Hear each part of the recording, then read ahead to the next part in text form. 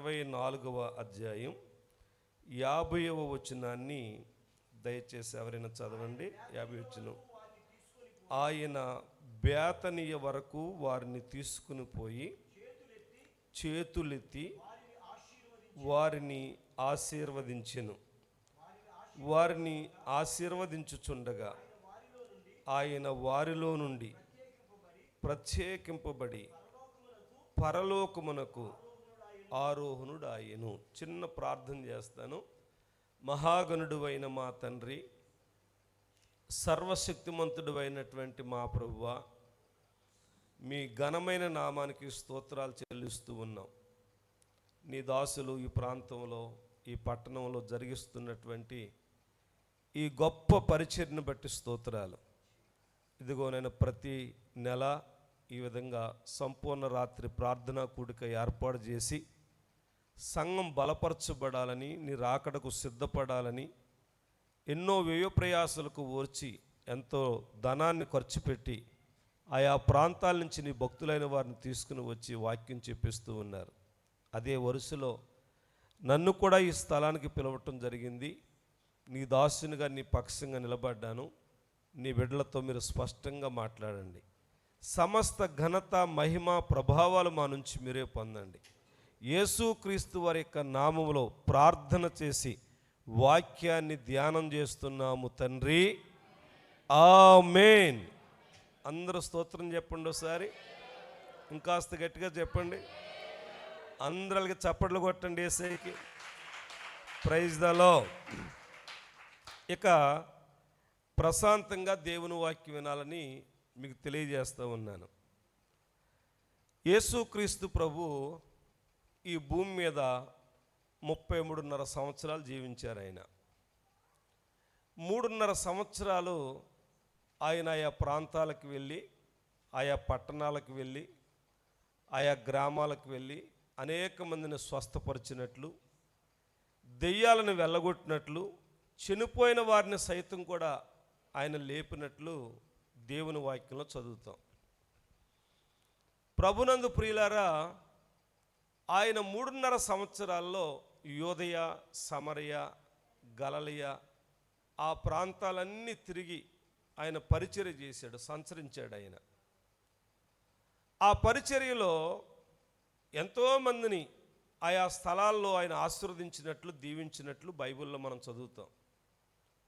యేసు ప్రభు సంచరించినటువంటి, ఆయన వాక్యం చెప్పినటువంటి, స్వస్థపరిచినటువంటి ప్రాంతాలు మనం చూస్తే మందిరాల్లో ఆయన బాగు చేశాడు, సమాజ మందిరాల్లో అనేక మందిని దీవించాడు, అలాగే సముద్రం ఒడ్డున దీవించాడు, సముద్రం ఒడ్డున స్వస్థపరిచాడు, దోణుల్లో కూర్చుని బోధించాడు, దోణుల్లో కూర్చుని అద్భుతాలు చేశాడు.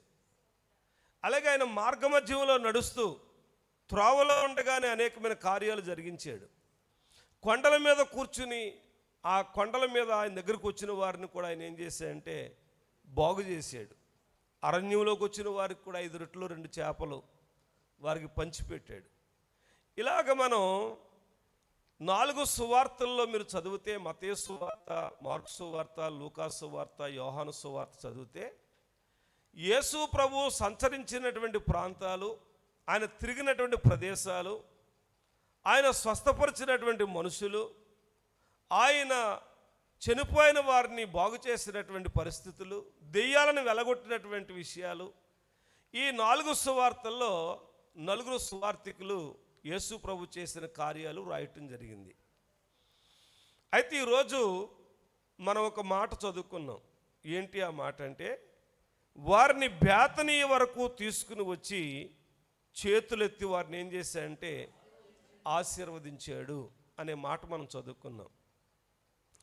ప్రియులారా, యేసుక్రీస్తు ప్రభు చనిపోయి సమాధి చేయబడి తిరిగి లేచిన తర్వాత ఆయన ఈ భూమి మీద 40 దినాలు ఆయన ఆయా ప్రాంతాల్లో ఆయా ప్రజలకు ఏం చేశాడు? ఆయన ప్రత్యక్షపరుచుకున్నాడు. ఆయన ప్రత్యక్షపరుచుకుని యెరూషలేముకు వచ్చి యెరూషలేములో ఉన్నటువంటి శిష్యుల్ని, మీరు పైనుంచి శక్తి పొందే వరకు యెరూషలేముని మీరు ఏం చేయొద్దంటే విడిచిపెట్టొద్దు, తండ్రి వాగ్దానం చేసిన వాగ్దానం కోసం మీరు ఈ స్థలంలో ఉండి కనిపెట్టండి అని చెప్పి అక్కడి నుంచి వారిని ఎక్కడి దాకా తీసుకెళ్ళాడంటే బేతనీయ వరకు తీసుకుని వెళ్ళి బేతనీయలో వారిని చేతులెత్తి ఏం చేశాడంటే ఆశీర్వదించాడు అని వచనంలో మనం చదువుకోవటం జరిగింది. స్తోత్రం చెప్పండి ఒకసారి. హల్లెలూయా. నా ప్రభునందు ప్రియమైన దేవుని పిల్లలారా, ఈ రాత్రి సంపూర్ణ రాత్రి ప్రార్థనా కూడికి వచ్చినటువంటి నీవు రకరకాల సమస్యలు నీకు ఉండొచ్చు, ఎన్నో ఇబ్బందులు ఉండొచ్చు. అది వ్యాధులే కానివ్వండి, అప్పులే కానివ్వండి, కుటుంబ సమస్యలు, బిడ్డల మారుమనసే కానివ్వండి, భర్త రక్షణే కానివ్వండి, లేకపోతే నీ ఒంటిలో ఉన్నటువంటి జబ్బులే కానివ్వండి, ఒకవేళ ఆధ్యాత్మికమైనటువంటి రోగిగా ఒకవేళ నువ్వు ఉంటే ఆధ్యాత్మిక రోగమే కానివ్వండి, అది ఏదైనా సరే మనం వచ్చిన ఉద్దేశం ఏంటి అంటే దేవుని ద్వారా చెప్పండి ఏం పొందాలి? మనం ఆశీర్వాదం పొందాలి. మన దేవుడు కూడా ఎంత గొప్ప దేవుడు అంటే అన్ని రిఫరెన్సులు మీకు తెలిసినయే. ఎందుచేతంటే ఇక్కడ చాలా గనులైనటువంటి దేవుని సేవకులు నిలబడి బోధించినటువంటి మరి బలిపీఠం ఇది. దేవునికి స్తోత్రం. అంతకంటే ఒక ఉన్నతమైనటువంటి ఉపదేశాన్ని ప్రతి వారం దైవ సేవకులు మీకు అందిస్తూ ఉన్నటువంటి విషయాలు. మేమంటే గాలికల రోడ్లంటా అన్ని దేశాలు తిరుగుతున్నాం, కానీ మీ అయ్యగారు మాత్రం మిమ్మల్ని విడిచిపెట్టుకోకుండా ఏమండి నా పిల్లలు నా అమలాపురం, మా చర్చిలో కూటాలు ఉన్నాయి, మా చర్చిలో మీటింగ్స్ ఉన్నాయి. మేము చెప్పకముందే ఆయన అన్నీ పెట్టేసుకోండి. ఎప్పుడు రమ్మన్నా ఎక్కడికి రమ్మన్నా అమలాపురం విడిచిపెట్టుకోకుండా మీకు అన్ని ఉపదేశాలు ఆయన మీకు బోధిస్తూ ఉన్నారు. దేవునికి స్తోత్రం. మీ పాస్టర్ గారు మా దగ్గరికి వస్తాను రాని 2 మీటింగ్లు పెండింగ్లో ఉన్నాయి, వాటికి తీసుకెళ్ళాలి ఖచ్చితంగా. అందుచేత మీకు వాక్యం కొత్త ఏమీ కాదు, కానీ మనం ఆదికాండంలోనే చూస్తాం. ఆదికాండంలో చూస్తే దేవుడు ఆదామును చేసిన తర్వాత వారిని ఏం చేశాడంటే అవ్వను చేసిన తర్వాత వారిని ఆశీర్వదించాడని రాస్తుంది. వారిని ఏం చేశాడు? ఫస్టే వారిని ఆశీర్వదించాడు. మీరు 115వ కీర్తన చదువుకుంటే పిన్నల్నేమి పెద్దలనేమి తన యందు భయభక్తులు గల వారిని నేనేం చేస్తాను? ఆశీర్వదిస్తానని చెప్పాడు. పేతురు రాసిన పత్రికలో చదివితే మీరు ఆశీర్వాదమునకు వారసులు అవ్వటానికి పిలువబడ్డారని రాస్తుంది. అంటే మొత్తం మీద మనిషికి ఏం కావాలి? ఇప్పుడు ఆశీర్వాదం కావాలి, ఆ దీవెనలు కావాలి. దేవుని యొక్క ఆ సన్నిధిలో దేవుడు దీవించేటటువంటి ఆ విషయాల కోసం మనం ఎన్నోసార్లు ప్రార్థన చేస్తూ ఉంటాం. ఈ రాత్రి, ఈ సంపూర్ణ రాత్రి ప్రార్థనకు వచ్చినటువంటి మిమ్మలను నా దేవుడు ఖచ్చితంగా ఆశీర్వదించి చేతులెత్తి దీవించి మిమ్మల్ని పంపించునుగాక. హల్లెలూయా. అది జరగాలి అంటే మీరు ఎక్కడికి రావాలి? బేతనీకు రావాలి. వారిని బేతనీ వరకు తీసుకుని వచ్చాడని రాస్తుంది. బేతనీ వరకు తీసుకురావటానికి కారణం ఏంటి? అసలు బేతనీలో ఏముంది? బేతనీకు రావటం ద్వారా ఆశీర్వాదం ఎలాగొస్తుందో ఒక 4 విషయాలు నేను మీతో పంచుకోవటం కోసం ఇష్టపడుతూ ఉన్నాను. బైబిల్ అన్నవారు తీయండి, యోహాను సువార్త 1వ అధ్యాయము 28వ వచనాన్ని చదువుదాం. యోహాను సువార్త 1వ అధ్యాయం 28వ వచనం. యోహాను బాప్తిస్మమిచ్చుచున్న యోర్దాను నదికి ఆవలనున్న బేతనియలో ఈ సంగతులు జరిగెను. ప్రియులారా, ఇక్కడ వ్రాయబడినటువంటి మాట ఏంటి అంటే యోహాను యోర్దాను నదిలో బాప్తిసాలు ఇస్తా ఉన్నాడు. యోర్దాను నదికి ఆవల ఉందంటండి బేతనియ. బేతనియ అనేది ఒక పట్టణం లేదా ఒక గ్రామం. ఆ ప్రాంతంలో ఉన్నటువంటి ఆ యోర్దానికి ఆవల ఉన్నటువంటి బేతనీలో ఆ గ్రామంలో ఈ సంగతులు జరిగెను అని రాస్తుంది. అంటే ఏవో కొన్ని సంగతులు జరిగాయి అక్కడ. ఏదో ఆ స్థలంలో ఒక కార్యం జరిగింది. ఏమా సంగతులు, ఏ కార్యాలు జరిగాయి, ఏ కార్యాలు జరిగాయో, ఏ సంగతులు జరిగాయో మీరు 19వ వచనం దగ్గర నుంచి చదివితే కొన్ని విషయాలు ఈ విధంగా ఉంటాయి. నీవు ఎవడవని అడుగుటకు యూదులు యెరూషలేము నుండి యాజకులను లేవీయులను యోహాను నొద్దకు పంపినప్పుడు అతడిచ్చిన సాక్ష్యం ఇదే. ఏమని సాక్ష్యం ఇచ్చాడు? అతడు ఎరుగననక ఒప్పుకొనును, క్రీస్తును కానని ఒప్పుకొనును. మరి నీవెవరవు? నీవు ఏలియావా అని అడగగా అతడు కాదనను. నీవు ఆ ప్రవక్తవా అని అడగగా కానని ఉత్తరం ఇచ్చును. కాబట్టి వారు నీవెవరవు, మమ్ము పంపిన వారికి మేము ఉత్తరం ఇవ్వాలను గనుక నిన్ను గురించి నీవేమి చెప్పుకొనుచున్నావని అతన్ని అడిగిరి. అందరూ తలలు పైకెత్తి నా వైపు చూడాలి. దేవునికి స్తోత్రం. ఇప్పుడు యోహాను బాప్తిసాలు ఎక్కడ ఇస్తున్నాడు? యోర్దాను నదిలో. యోర్దానికి అవతలే ఉంది, బేతనీయ ఉంది. ఇప్పుడు బేతనీయలో ఒక పర్యాయం ఈ యోహాను గారు ఉన్నటువంటి సందర్భంలో జరిగిన విషయం ఏంటి అంటే, యెరూషలేము నుండి కొంతమంది యూదుల పెద్దలను పంపించారు. వాళ్ళు వచ్చి వాళ్ళు యోహాన్ని అడిగినటువంటి ప్రశ్న ఏంటి అంటే, నీవెవడవు అసలు, నువ్వు బాప్తిసాలు ఎందుకు ఇస్తున్నావు, బాప్తిసాలు ఇమ్మని నీకు ఎవరు చెప్పారు, నువ్వు క్రీస్తువా అని అడిగారు. ఏమన్నాడు ఆయన? నేను క్రీస్తుని కాను అన్నాడు. పో నువ్వు ఏలియావా అని అడిగాడు. నేను ఏలియాను కూడా కాను. నువ్వు ఆ ప్రవక్తవా అని అడిగారు. నేను ప్రవక్తను కూడా కాదన్నాడు. అంటే వీళ్ళకి తెలుసు క్రీస్తు వస్తాడనే సంగతి, వీళ్ళకి తెలుసు. వీళ్ళకి ప్రవక్తలు తెలుసు, ఏలియా తెలుసు. అద్భుతాలు ఆశ్చర్యాలు జరిగించినటువంటి ఏలియా, పాత నిబంధనలో ఉన్నటువంటి ఆ ఏలియా, ఆకాశం నుంచి అగ్నిని దించినటువంటి ఏలియా, బలిపీఠం దహించబడేటట్టు ప్రార్థించినటువంటి ఏలియా గురించి వీళ్ళకి బాగా తెలుసు. అందుచేత వీళ్ళు ఏమనుకుంటున్నారంటే, ఈయన బాప్తిసాలు ఇస్తున్నాడు అంటే ఒకవేళ ఏలియా ఏమో, ఒకవేళ ప్రవక్త ఏమో, ఒకవేళ క్రీస్తేమో అని ఇలాంటి విషయాలన్నీ మాట్లాడుతున్నప్పుడు ఈయనంటాడు కదా, నేను అందులో ఎవరిని కాదు. నేను మరి ఎవరో కానప్పుడు మమ్మల్ని పంపిన వాళ్ళకి మేము సమాధానం చెప్పాలి కదా. మమ్మల్ని అడుగుతారు, మీరు వెళ్ళారు, ఏం చూశారు, ఏం మాట్లాడారు అని అడిగితే మళ్ళా తిరిగి మేము వెళ్ళి వాళ్ళకి ఏం చెప్పాలంటే సమాధానం చెప్పాలి కదా. మేము ఏమని చెప్పాం? అయితే నీ గురించి నువ్వేం చెప్పుకుంటున్నావు, అసలు నీ సంగతి ఏంటి, అసలు నువ్వు బాప్తిసాలు ఎందుకు ఇస్తున్నావు, అసలు ఈ విషయాలన్నీ మాతో చెప్పు అన్నప్పుడు యోహాను గారు చెప్పినటువంటి ఒక అద్భుతమైనటువంటి మాట ఇక్కడ ఉంది. ఏంటి అంటే, అందుకతడు ప్రవక్త అయిన యెషయా చెప్పినట్లు నేను ప్రభువు త్రోవ సరళము చేయుడి అని అరణ్యములో ఎలుగెత్తి చెప్పు ఒకని శబ్దము. స్తోత్రం, హల్లెలూయా. నేను ఎవరిని అంటే, యెషయా ప్రవక్త ఏ ప్రవక్త కోసమైతే చెప్పాడో, యెషయా ప్రవక్త నా గురించి చెప్పినటువంటి మాట ఏంటి అంటే, అరణ్యములో ప్రభు యొక్క త్రోవ సరళము చేసేటటువంటి ఒక శబ్దం వస్తుంది అని ప్రవక్త అయినటువంటి యెషయా ఎవరి గురించి అయితే చెప్పాడో ఆ వ్యక్తిని నేనే అని చెప్పాడు. ఇంతవరకు బాగుంది. ఆ కిందకు చదువుకుంటూ వస్తే 26వ వచనంలో అంటాడన్నమాట. ఏమంటే, యోహాను నేను నీళ్ళల్లో బాప్తిసం ఇచ్చుచున్నాను కానీ నా వెనక వచ్చుచున్నవాడు మీ మధ్య ఉన్నాడు, మీరు ఆయనను ఎరుగరు, ఆయన చెప్పుల వారిని ఇప్పటికైనను నేను యోగ్యుడును కానని వారితో చెప్పాను. యోహాను బాప్తిస్మం ఇచ్చుచున్న యోర్దాను నదికి ఆవలనున్న బేతనీయలో ఈ సంగతులు జరిగెను. చేతులెత్తి స్తోత్రం చెప్పండి ఒకసారి. ఇంకాస్త బిగ్గరగా చెప్పండి, ఇంకాస్త బిగ్గరగా చెప్పండి. హల్లెలూయా. జాగ్రత్తగా విన్న దేవుని బిడ్డలారా, ఇప్పుడు వచ్చినటువంటి వారు ఈ యోహాన్ని అడిగితే యోహాను ఫైనల్గా ఒక మాట చెప్పాడు.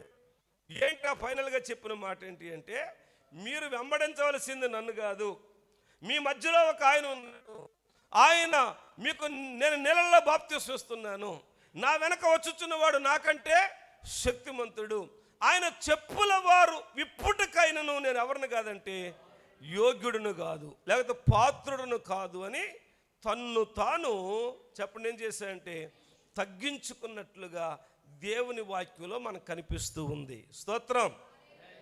వాస్తవానికి దేవుని బిడ్డలారా, యోహాను హెచ్చించుకోవటానికి యోహానులో చాలా లక్షణాలు ఉన్నాయి. చెప్పనా ఒక లక్షణం చెప్పనా, స్త్రీలు కనిన వారిలో యోహాను కంటే గొప్పవాడు లేడు. అదొకటి ఘనత కాదా?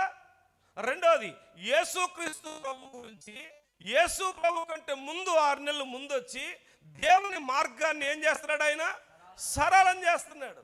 అది గొప్ప కాదా? మూడవది ఆయన అద్భుతమైనటువంటి సువార్త ప్రకటిస్తూ ఉన్నాడు, అది గొప్ప కదా. నాలుగవది ఆయన బాప్తిసాలు ఇస్తున్నాడు. పోనీ అందరికీ బాప్తిసాలు ఇవ్వటం ఒక ఎత్తు, కానీ ఈయన సాక్షాత్ ఎవరికి బాప్తిసం ఇచ్చాడు? యేసు ప్రభుకే బాప్తిసం ఇచ్చాడు. ఇక ప్రపంచంలో ఇంతకంటే గొప్పవాడు ఇంకెవడున్నాడు? అందుచేత స్త్రీలు కన్న వారిలో యోహాను కంటే గొప్పవాడు ఎవరు లేరు అసలు. నిజానికి ఆయన హెచ్చించుకోవాలంటే ఇన్ని లక్షణాలు ఉన్నాయి. యేసు ప్రభు కంటే ముందొచ్చిన వాడు, ఏమండి, యేసుక్రీస్తు ప్రభు గురించి త్రోవను సరళం చేసిన వాడు, యేసు ప్రభుకే బాప్తిసం ఇచ్చిన వాడు, ఇన్ని తలాంతులు కలిగినటువంటి వ్యక్తి, ఇన్ని వరాలు కలిగినటువంటి వ్యక్తి, లేకపోతే ఇంత విలువైనటువంటి విషయాలు కలిగినటువంటి వ్యక్తి హెచ్చించుకోవటానికి ఎంతో యోగ్యుడు. కానీ ఆయన ఏం చేశాడంటే, ఆయన చెప్పుల వారు ఇప్పటికైనా నేను యోగ్యుడును కాను అని తన్ను తాను తగ్గించుకున్నట్లుగా దేవుని వాక్యంలో చదువుతూ ఉన్నాం. చేతులెత్తి స్తోత్రం చెప్పండి, హల్లెలూయా. ఇక్కడ చెప్పుల వారు ఇప్పటికైనా యోగ్యుడును కాను అనటానికి గల కారణం ఏంటి అంటే, యూదులకి ఒక ఆచారం ఉందండి. వింటున్నారా?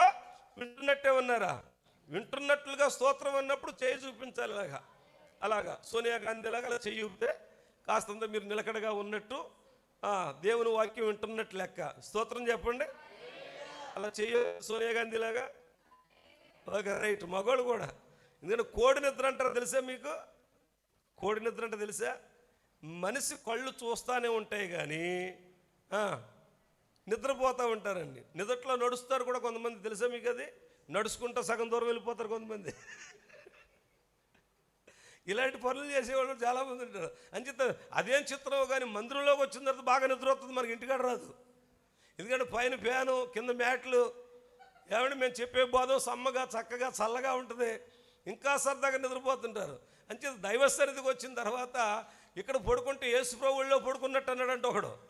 యేసుప్రభువుల్లో పడుకుంటే ఇవన్నీ నేను ఖర్చులు పెట్టుకొని మీరు పనులు మారుకుంటూ రావటం. ఇంటికాడ మంచాలు లేవు, మనకు మంచాలు ఉన్నాయి కదా. ఈ స్థలానికి వచ్చినప్పుడు వాక్యం దీవించబడాలి. స్తోత్రం. అందుకే చేతులు ఎత్తమంటాం అన్నమాట. దేవునికి స్తోత్రం. అది దేవునికి స్తోత్రం. ఇక జాగ్రత్తగా వినండి దేవుని బిడ్డలారా. యూదులకి ఒక ఆచారం ఉంది, ఒక సాంప్రదాయం ఉంది.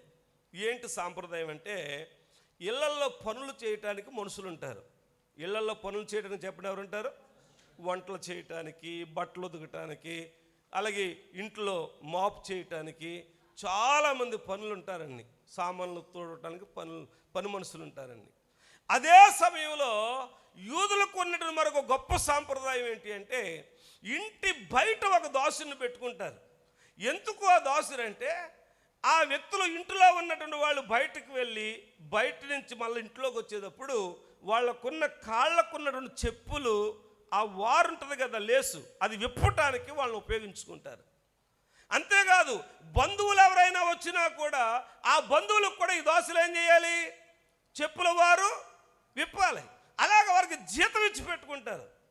అంటే ఎంత అధమస్థితి పనో చూడండి, ఎంత తగ్గింపు పనో చూడండి. అది ఆ పని చేయడం చిన్న విషయం కాదు. వారి ఇంట్లో నుంచి బయటికి వెళ్ళేటప్పుడు చెప్పండి ఏం చేయాలి? తాళ్ళు కట్టాలి.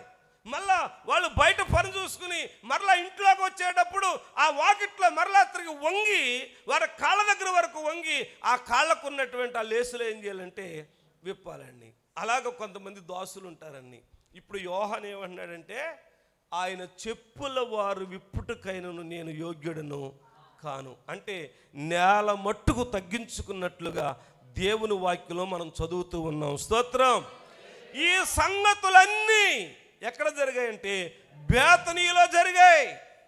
వాక్యం వింటున్న దేవుని బిడ్డలారా, ఈ రాత్రికాల సమయంలో పరిశుద్ధ గ్రంథమైన బైబిల్లో ఎన్ని వాగ్దానాలు అయితే ఉన్నాయో అన్ని వాగ్దానాలు అవునన్నట్లుగానే ఉన్నాయి. అవును కాదు అన్నట్టు లేవు, కాదు అవునన్నట్టు లేవు. దేవుడు మానవ జాతికి ఎన్ని వాగ్దానాలు ఇచ్చాడో ఆ వాగ్దానాలన్నీ కూడా అవునన్నట్లుగా ఉన్నాయి. అందులో ఒక వాగ్దానం ఏంటి అంటే, నేను వారిని చేతులెత్తి ఏం చేస్తానంటే ఆశీర్వదిస్తానన్నాడు. ఈ రాత్రి ఆ చేతులెత్తి ఆ యొక్క ఆశీర్వదిస్తూ ఉన్నప్పుడు ఆ ఆశీర్వాదం మనం పొందుకోవాలంటే ఖచ్చితంగా మనం ఎక్కడికి రావాలంటే బేతనీయకు రావాలి. స్తోత్రం. హల్లెలూయా.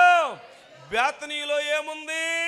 బేతనీలో ఏముందంటే తగ్గింపు అనుభవం.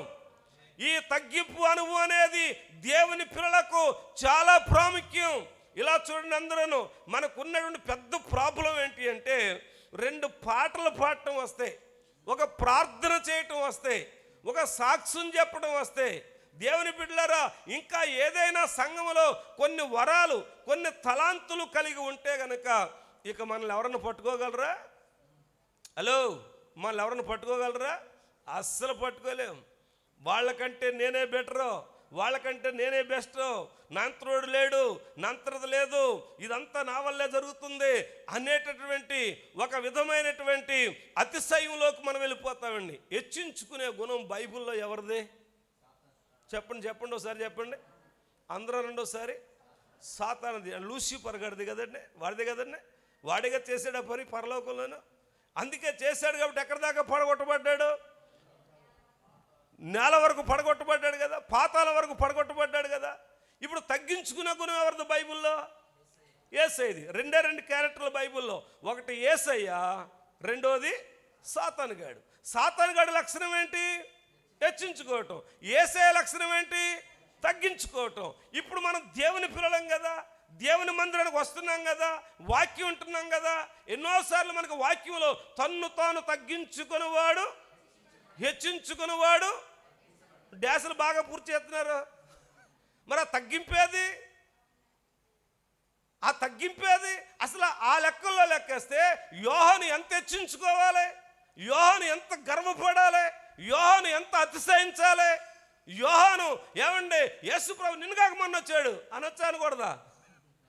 నాకంటే వెనకాల వచ్చాడు యోహాను, నేనే సీనియర్ని అనొచ్చా అనకూడదా? అనొచ్చు. అంతేగా దేవుని బిడ్డలారా, అసలు యేసుప్రభు బాప్తిసం ఇచ్చింది ఎవరు? నేనే అని చెప్పొచ్చు. ఇంకో మాట చెప్పొచ్చు, స్త్రీలు కనిన వారిలో యోహాను కంటే గొప్పవాడు లేడు. ఎవరి గురించి? నా గురించే. అసలు యేసుప్రభుని లోకాన్ని పరిచయం చేసింది ఎవరు? నేనే. ఆయనకు మార్గం సరళం చేసింది నేనే. ఇన్ని రకాలు చెప్పుకోవచ్చండి యోహాను. ఇన్ని రకాలు చెప్పుకోవాల్సినటువంటి వ్యక్తి చెప్పినటువంటి మాట ఏంటి అంటే, ఆయన చెప్పుల వారు విప్పుటికైనను నేను పాత్రను కాను అని తగ్గించుకున్నాడు. ఈ రాత్రి నువ్వు నిజముగా దీవించబడాలంటే, నిజముగా ఆశీర్వదించబడాలంటే, నా దేవుడు నీ కుటుంబం వైపు, నీ బిడ్డల వైపు, నీ వైపు చేతులెత్తి ఆశీర్వదించాలంటే నువ్వు ఖచ్చితంగా ఎక్కడికి రావాలంటే బేతనీయ వరకు రావాలి. స్తోత్రం చెప్పండి. హల్లెలూయా.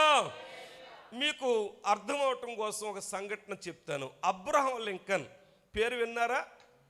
మీరు చూసారని అడుగుతలేదు, నేనే చూడలేదు. ఏమండి, అబ్రహాం లింకన్ గురించి పేరు విన్నారు కదా మీరు. అబ్రహాం లింకన్ గారి జీవితంలో చాలా ఓటములు ఉన్నాయి. చాలాసార్లు ఓడిపోయాడు, ఎన్నో పర్యాయాలు చాలా దెబ్బలు తిన్నాడు. చివరికి మొత్తం మీద ఆయనకు ఉన్నటువంటి పట్టుదల ఏంటంటే అమెరికా దేశానికి ఏమవ్వాలి? ప్రెసిడెంట్ అవ్వాలి. మొత్తం మీద పట్టు విడవని విక్రమార్కుల్లాగా పదే పోటీ చేసి అబ్రహాం లింకన్ గారు అమెరికా దేశానికి ప్రెసిడెంట్ అయిపోయాడు. ప్రెసిడెంట్ అయిపోయిన తర్వాత ఆ దేశంలో ఉన్నటువంటి విఐపీలని అందరిని, పెద్దోళ్ళని, బాగా డబ్బున్న వాళ్ళని, బిలియనర్స్ని, కలెక్టర్లు అందరిని, పెద్ద చదువుకున్న వాళ్ళని అందరిని పిలిచి ఒక మీటింగ్లో ఆయన ఇలాగ ప్రసంగం చేస్తూ ఉన్నాడు. ప్రసంగం చేస్తూ ఉన్నాడు, కింద కూర్చున్న వాళ్ళు తట్టుకోలేకపోతున్నారు. అందులో ఒకడు ఉండబట్టలేక లెగిసిపోయాడు. లెగిసి అన్నాడు, అబ్రహాం లింకన్, నువ్వేదో గొప్ప వ్యక్తివని, ఈ దేశానికి ప్రెసిడెంట్ అయిపోయావని గొప్పగా ఏం మాట్లాడబోక, నీ ప్రసంగం వినటానికి ఇక్కడేం కూర్చోలేదు. నీవెవరో తెలుసా? నీకు తెలుసా? మీ నాన్న ఎవరో తెలుసా? మీ నాన్న చెప్పులు కుట్టుకునేవాడు. మీ నాన్న కుట్టినటువంటి బూట్లు ఇప్పుడు ఇంకా నేను వేసుకుంటున్నాను. ఇదిగో మీ నాన్న కుట్టిన బూట్లు వేసుకున్నాను నేను. అందుచేత నువ్వు అలాంటి వాడు కొడుకువి, నువ్వు మాకు చెప్పొచ్చావా అన్నట్టు మాట్లాడాడంటండి. సభంతా ఒకసారిగా ఆశ్చర్యపడిపోయారు. ఏంటి ఇలా మాట్లాడుతున్నాడు? ఒక దేశ ప్రెసిడెంట్ని పట్టుకుని దేవుని బిడ్డలు అబ్రహాం లింకన్ తలుసుకుంటే ఇలా చప్పట్లు కొట్టి ఎవరక్కడా అంటే వస్తారు భటులు. రాగానే ఇంటి తీసుకెళ్ళి లోపలేసేయండి అంటే వేసేస్తారేరా? వేసేస్తారు. వీడికి జీవిత ఖైదు వేస్తారు, లేకపోతే ఉరిశిక్ష వేస్తారు. ఏదైనా జరగవచ్చు. అమెరికా ప్రెసిడెంట్ ఏ శాసనం చెప్తే ఆ శాసనం ప్రపంచం అంతా వినాలి, లోబడాలి. అలాంటి టైంలో ప్రజలందరూ కూడా ఆశ్చర్యపోయి చూస్తున్నారు. ఒక మాటలో చెప్పిన అబ్రహాం లింకన్ కూడా ఆశ్చర్యపడ్డాడు, కానీ తటపటాయించుకుని ఆయన ఒక మాట అన్నాడంటండి. ఇంత నిండు సభలో వాస్తవానికి నేను మా నాన్నగారిని జ్ఞాపకం చేసుకోవాలి, కానీ నేను మా నాన్నగారిని జ్ఞాపకం చేసుకోలేదు. బ్రదర్, నీవు మా నాన్నగారిని జ్ఞాపకం చేసినందుకు మీకు వందనాలు అన్నాడంటండి. చప్పట్లు కొట్టాలి గట్టిగా, హల్లెలూయా. మనకైతే మనిషికి వచ్చినట్టు వస్తుంది కోపం. మనిషికి వచ్చినట్టు వచ్చి నీ బతికెంత, నువ్వెంత. నేను ఇప్పుడు అమెరికా దేశం ప్రెసిడెంట్ని, నా తండ్రిని నిందిస్తావా? వీడిని తీసుకెళ్ళి అర్జెంటుగా ఎందులో వేయండి, జైలు వేయండి, లేకపోతే వీడు శిరఛేదనం చేయండి అని ఆజ్ఞలు జారీ చేస్తాం, అధికారులు ఉపయోగిస్తాం. అబ్రహం లింకన్ గారు తటపటాయించుకుని ఆయన చెప్పిన మాట ఏంటంటే, ఇంత నిండు సభలో నేను ఈ స్థితికి వచ్చాను కాబట్టి మా నాన్నగారిని జ్ఞాపకం చేసుకోవాలి, కానీ మా నాన్నగారిని జ్ఞాపకం చేసుకోలేదు. కానీ మీరు జ్ఞాపకం చేసినందుకు సహోదరుడా, బ్రదర్, మీకు చాలా వందనాలు అని చెప్పి ఇంకొక మాట అన్నాడంట. మా నాన్నగారు కుట్టినటువంటి బూట్లు ఇంకా వేసుకున్నారంటే మా నాన్నగారు ఎంత పనుడో. మా నాన్నగారు చనిపోయినా మా నాన్నగారు కుట్టిన బూట్లు ఇంకా మీరు వాడుతున్నారంటే మా నాన్నగారు ఎంత నైపుణ్యత కలిగిన వాడో పనులను. ఇంకొక మాట చెప్తున్నాను, మీకు జాగ్రత్తగా వినండి. ఏంటా మాట అంటే, ఎప్పుడైనా మీ బూట్లు పాడైపోతే ఆయన కొడుకుగా నేను బాగు చేసేస్తాను, ఆ బూట్లు దగ్గరికి తండ్రి పాడైపోతాన్నాడంటండి. దేవుని బిడ్డలారు, ఇప్పుడు వాడు 2 చెంపలు దేంతో వాంచినట్టుంది, పాత చెప్పుతో కదండి, పాత చెప్పుతో వాంచినట్టు అయింది. అందుచేత దేవుని పిల్లలమైనటువంటి మనం మన జీవితాల్లో తగ్గింపు అనేది చాలా అవసరం. ఈ తగ్గింపు ఎప్పుడైతే ఉంటుందో అప్పుడే దేవుడు మన దీవించడం ప్రారంభిస్తాడు. ఫిలిప్పీ పత్రికలో 2వ అధ్యాయములో 5వ వచనములో అపోస్తలుడైన పౌలు గారు ఒక అద్భుతమైనటువంటి మాట ఆ సంఘానికి తెలియచేశాడు. చదవండి ఒకసారి 2వ అధ్యాయము 5వ వచనం. క్రీస్తు యేసునకు కలిగినటువంటి ఈ మనస్సును మీరును కలిగి ఉండండి. ఆయన దేవుని స్వరూపము కలిగిన వాడై ఉండి దేవునితో సమానముగా ఉండుట విడిచిపెట్టకూడని భాగ్యమని ఎంచుకొనలేదు గాని మనుషుల పోలికగా పుట్టి దాసుని స్వరూపమును ధరించుకొని తన్ను తానే రిక్తునిగా చేసుకొనెను. ప్రైజ్ ద లార్డ్, హల్లెలూయా. ఈ రాత్రి నా ప్రభునందు ప్రియమైన దేవుని పిల్లలారా, నేను మీకు చెప్పాలనుకున్నటువంటి ఈ సందేశం ఏంటి అంటే, ఆ దినాల్లో యేసుక్రీస్తు ప్రభు వారిని యెరూషలేములో నుండి ఎక్కడి దాకా తీసుకొచ్చాడంటే బేతనీ వరకు తీసుకొచ్చాడు. ఇలా చూడండి, నా వైపు. యెరూషలేములో ఆశీర్వదించకూడదా? ఆశీర్వదించవచ్చా? ఆశీర్వదించకూడదా? ఆశీర్వదించవచ్చు. మరి బేతనీకి ఎందుకు తీసుకొచ్చాడు? అంతకుముందు కపెర్నహూములో ఆశీర్వదించలేదా కొంతమందిని? కపెర్నహూములో బాగు చేయలేదా? గలిలయలో బాగు చేయలేదా?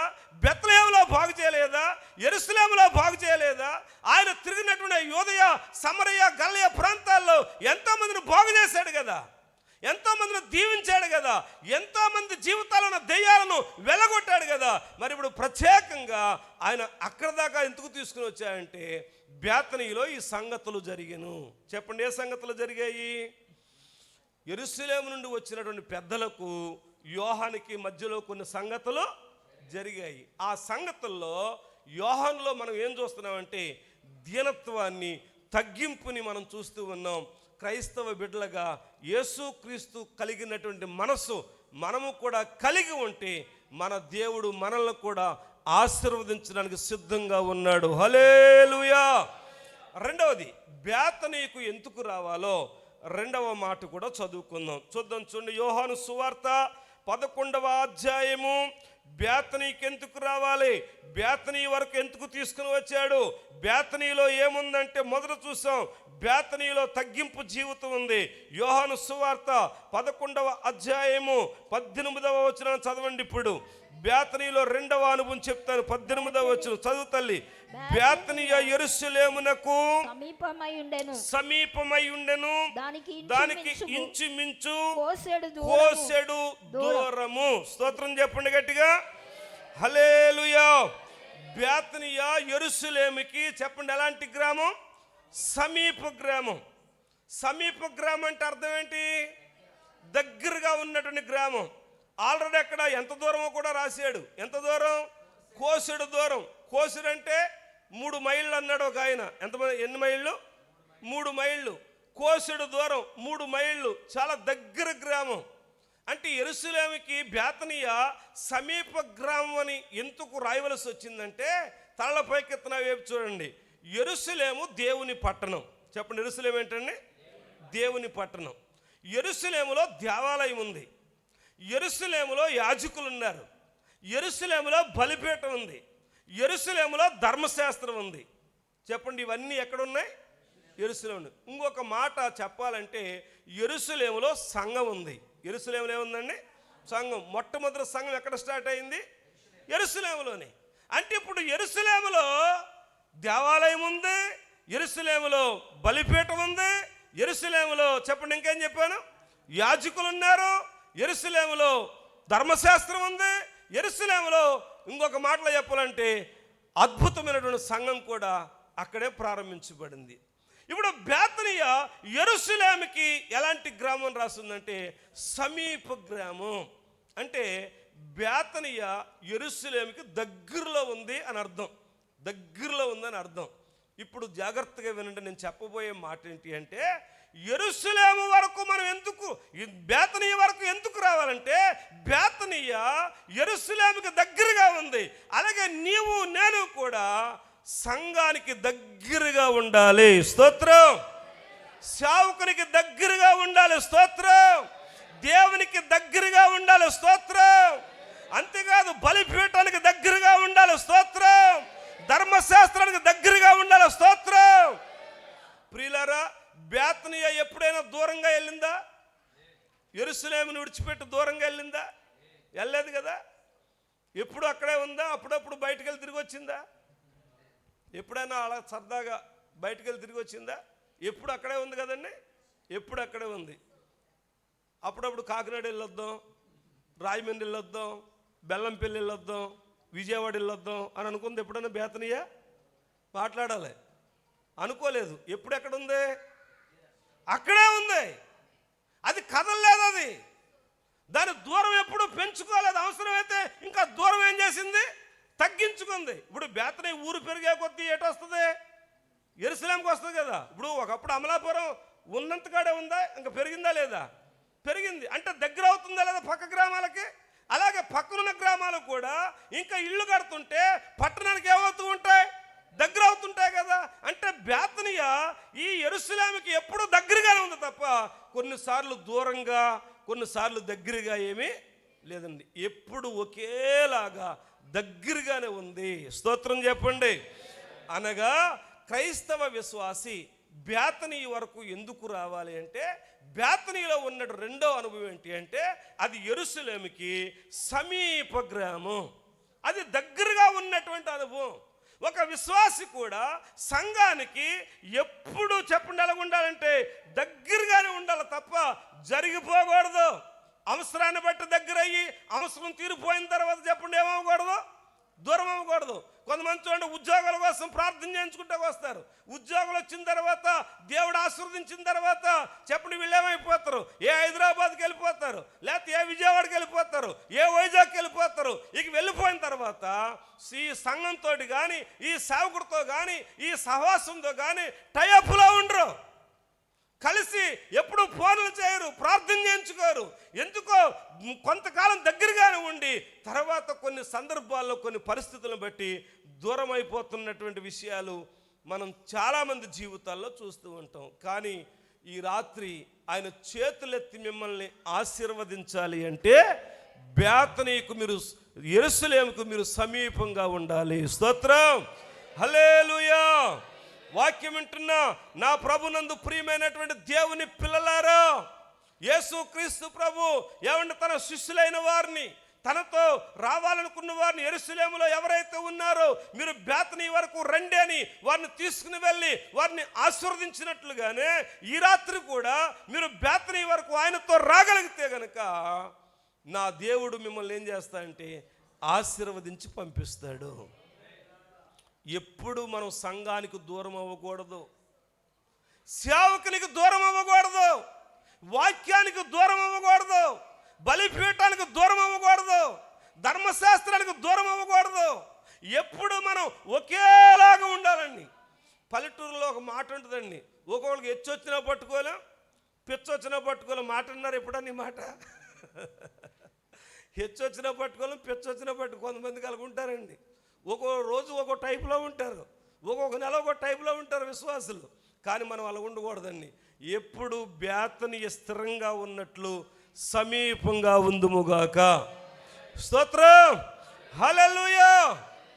మనం కొన్నిసార్లు లోకస్తులు మాటలు విని సంఘానికి సహవాసం దూరం అయిపోతూ ఉంటాం. కొన్ని సందర్భాలలో వాళ్ళ మాటలు వీళ్ళ మాటలు విని దూరం అయిపోతూ ఉంటాం. ఎప్పుడు అలాగ దూరం అవ్వకూడదు. ఎక్కడ ఉన్న వాళ్ళం అక్కడే ఉండాలి. ఆదికాండం తీయండి, 22వ అధ్యాయానికి రండి. ఒక మంచి మాట చూపిస్తాను. 22వ అధ్యాయము 5వ వచనం చదవండి. 5వ వచనం. తన పనివారితో మీరు గాడిదతో ఇక్కడనే ఉండుడి. నేను ఈ చిన్నవాడును అక్కడికి వెళ్ళి దేవునికి మొక్కి మరలా మీ యొద్దకు వచ్చిందమని చెప్పి. తల్ల పైకెత్తండి, నా వైపు చూడండి. దేవుని బిడ్డలారా, దేవుడు అబ్రహాముకు ప్రత్యక్షమయ్యాడు. నీ కుమారుని తీసుకొచ్చి మోరియా దేశంలో నేను చూపించు పర్వతాల్లో ఒక పర్వతం మీద చెప్పండి, ఏం చేయండి, బలివ్వండి అని చెప్పాడు. బలివ్వండి అని చెప్పిన తర్వాత ఇంటి దగ్గర నుంచి బయలుదేరేటప్పుడు కుమారుని తీసుకున్నాడు, కట్టెలు తీసుకున్నాడు, కత్తి తీసుకున్నాడు, నిప్పు తీసుకున్నాడు, బయలుదేరాడు. వాళ్ళతో పాటు 2 పనులను తీసుకొచ్చాడు. చూడండి నా వైపు, ఎంతమందిని? 2 పనులు తీసుకొచ్చాడు. 2 పనులు ఎందుకు తీసుకొచ్చినట్టు? సరే, తీసుకొచ్చేవాడు ఇప్పుడు కట్లు ఎవరు మోస్తున్నారు? ఇస్సాకు మోస్తున్నాడు కట్లు. అసలు పనులు మొయ్యాలా, ఇస్సాకు మొయ్యాలా? పనులు మొయ్యాలి కదా. ఎందుచేతనంటే ఇప్పుడు మనం ఒక పాలేరుని పెట్టుకున్నామండి. పాలేరుకి జీతం ఇచ్చి మన పిల్లడితో పేడకలు తీపిస్తామా? తీపించం. ఇంకోటి, మన ఇంట్లో పని మనసు ఉందనుకోండి, మన పిల్లతో అంట్లు తోమిచ్చి మన పని మనసుని సోఫాలో కూర్చోబెడతామా? కూర్చోబెట్టం. జీతం ఇస్తున్నాం కాబట్టి అన్ని పనులు తనకే చెప్పిస్తాం. అలాగే మన పాలేరు ఉంటే జీతం ఇస్తున్నాం కాబట్టి పాలేరుతో చేపిస్తాం. ఇప్పుడు 2 పనులు తీసుకొచ్చాడు. 2 పనులు తీసుకొచ్చినప్పుడు ఈ పుల్లల వాస్తవానికి ఎవరి నెత్తి మీద పెట్టాలి? పనుల నెత్తి మీద పెట్టాలి. పనుల నెత్తి మీద పెట్టలేదు. పోనీ కత్తి అయిన వాళ్ళకి ఇచ్చాడా? కత్తి వాళ్ళకి ఇవ్వలేదు. నిప్పు అయిన వాళ్ళకి ఇచ్చాడా? నిప్పు వాళ్ళకి ఇవ్వలేదు. అలా చాలా చిత్రమైనటువంటి విషయం ఇది. ఎందుకు జరిగింది అలాగా నాకు తెలియదు. ఎందుకంటే బైబిల్లో లేదు కాబట్టి నాకు తెలియదు. ఎందుకు చేశాడు అబ్రహం? పైకి వెళ్ళిన తర్వాత అడుగుదాం మనం. ఎక్కడికి వెళ్ళాక? పైకి వెళ్ళాక అబ్రహం దగ్గరికి వెళ్ళిన తర్వాత అబ్రహం తాత వాళ్ళిద్దరు నువ్వు ఎందుకు తీసుకొచ్చినట్టు? ఇప్పుడు ఖాళీగా ఇప్పుడు నా తోట 3 వచ్చారండి. అయ్యగారు బాగా పెట్టారంట, బాగా పెట్టారు. వాళ్ళందరూ లోపలికి వచ్చి పొట్టలు సవర్ చేసుకుంటూ బాగా పెట్టారండి. మీకు పెట్టారో లేదో కానీ మేము మాత్రం బాగా, మీ పేరు మీద మేము బాగా తిన్నామండి.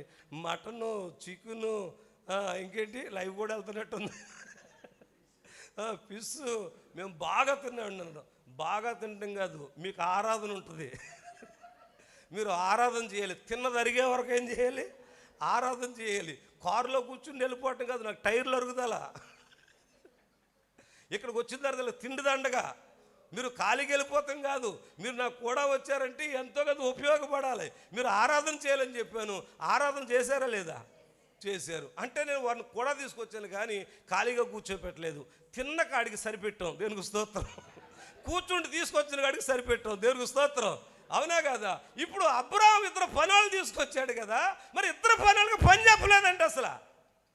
పోనీ ఆ పైకి తీసుకెళ్ళి పోని అక్కడ బలిపీఠం కట్టేదానికి ఏమైనా సహకరించారా? పోనీ అది లేదు. పోనీ పొలంలో కట్టెలు ఏమైనా చీల్చారా? అది లేదు. కట్టెలు ఏమైనా పేర్చారా? అది లేదు. ఎందుకు తీసుకొచ్చినట్లు బైబిల్లో లేదు కాబట్టి మీరు బుర్రలేం పీక్కోక్కర్లేదు. నాకు తెలియదు కాబట్టి, మళ్ళీ ఇది ఒక మర్మమని నేను ఏదో కొత్త విషయం చెప్పలేను కాబట్టి, మనం అందరం చచ్చిపోయిన తర్వాత పరలోకి వెళ్ళిన తర్వాత అప్పుడు అమలాపురం వాళ్ళు ఎక్కడున్నారు నేను అడుగుతాను. అప్పుడు మనం అందరం కలిపి రండి వెళ్దాం. ఎవరి దగ్గరికి? అబ్రహం గారి దగ్గరికి వెళ్దాం, అడుగుదాం అనేసి. అబ్రహం తాత ఆ రోజు మోరియా పర్వతం మీద నీ కొడుకుని బలం అన్నప్పుడు నీ కొడుకుని తీసుకొచ్చావు, 2 పనులు తీసుకొచ్చావు. ఆ పుల్లలో నీ కొడుకు నెత్తి మీద పెట్టావు. ఆ 2 పనులకి పని చెప్పలేదు. ఎందుకు తీసుకొచ్చాను అడిగితే అబ్రహామే చెప్పాలి ఆ మర్మం. ఇక ఈ లోపు మనకు తేవదు. దేనికి స్తోత్రం.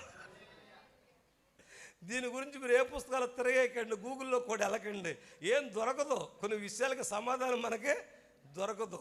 అందుచేత దేవుని బిడ్డలారా, ఇక్కడ వీళ్ళ ద్వారా దేవుడు మనకేదో పాఠం నేర్పాలని తీసుకొచ్చాడు. వాళ్ళని ఏమి నేర్పాడో చెప్తాను చూడండి.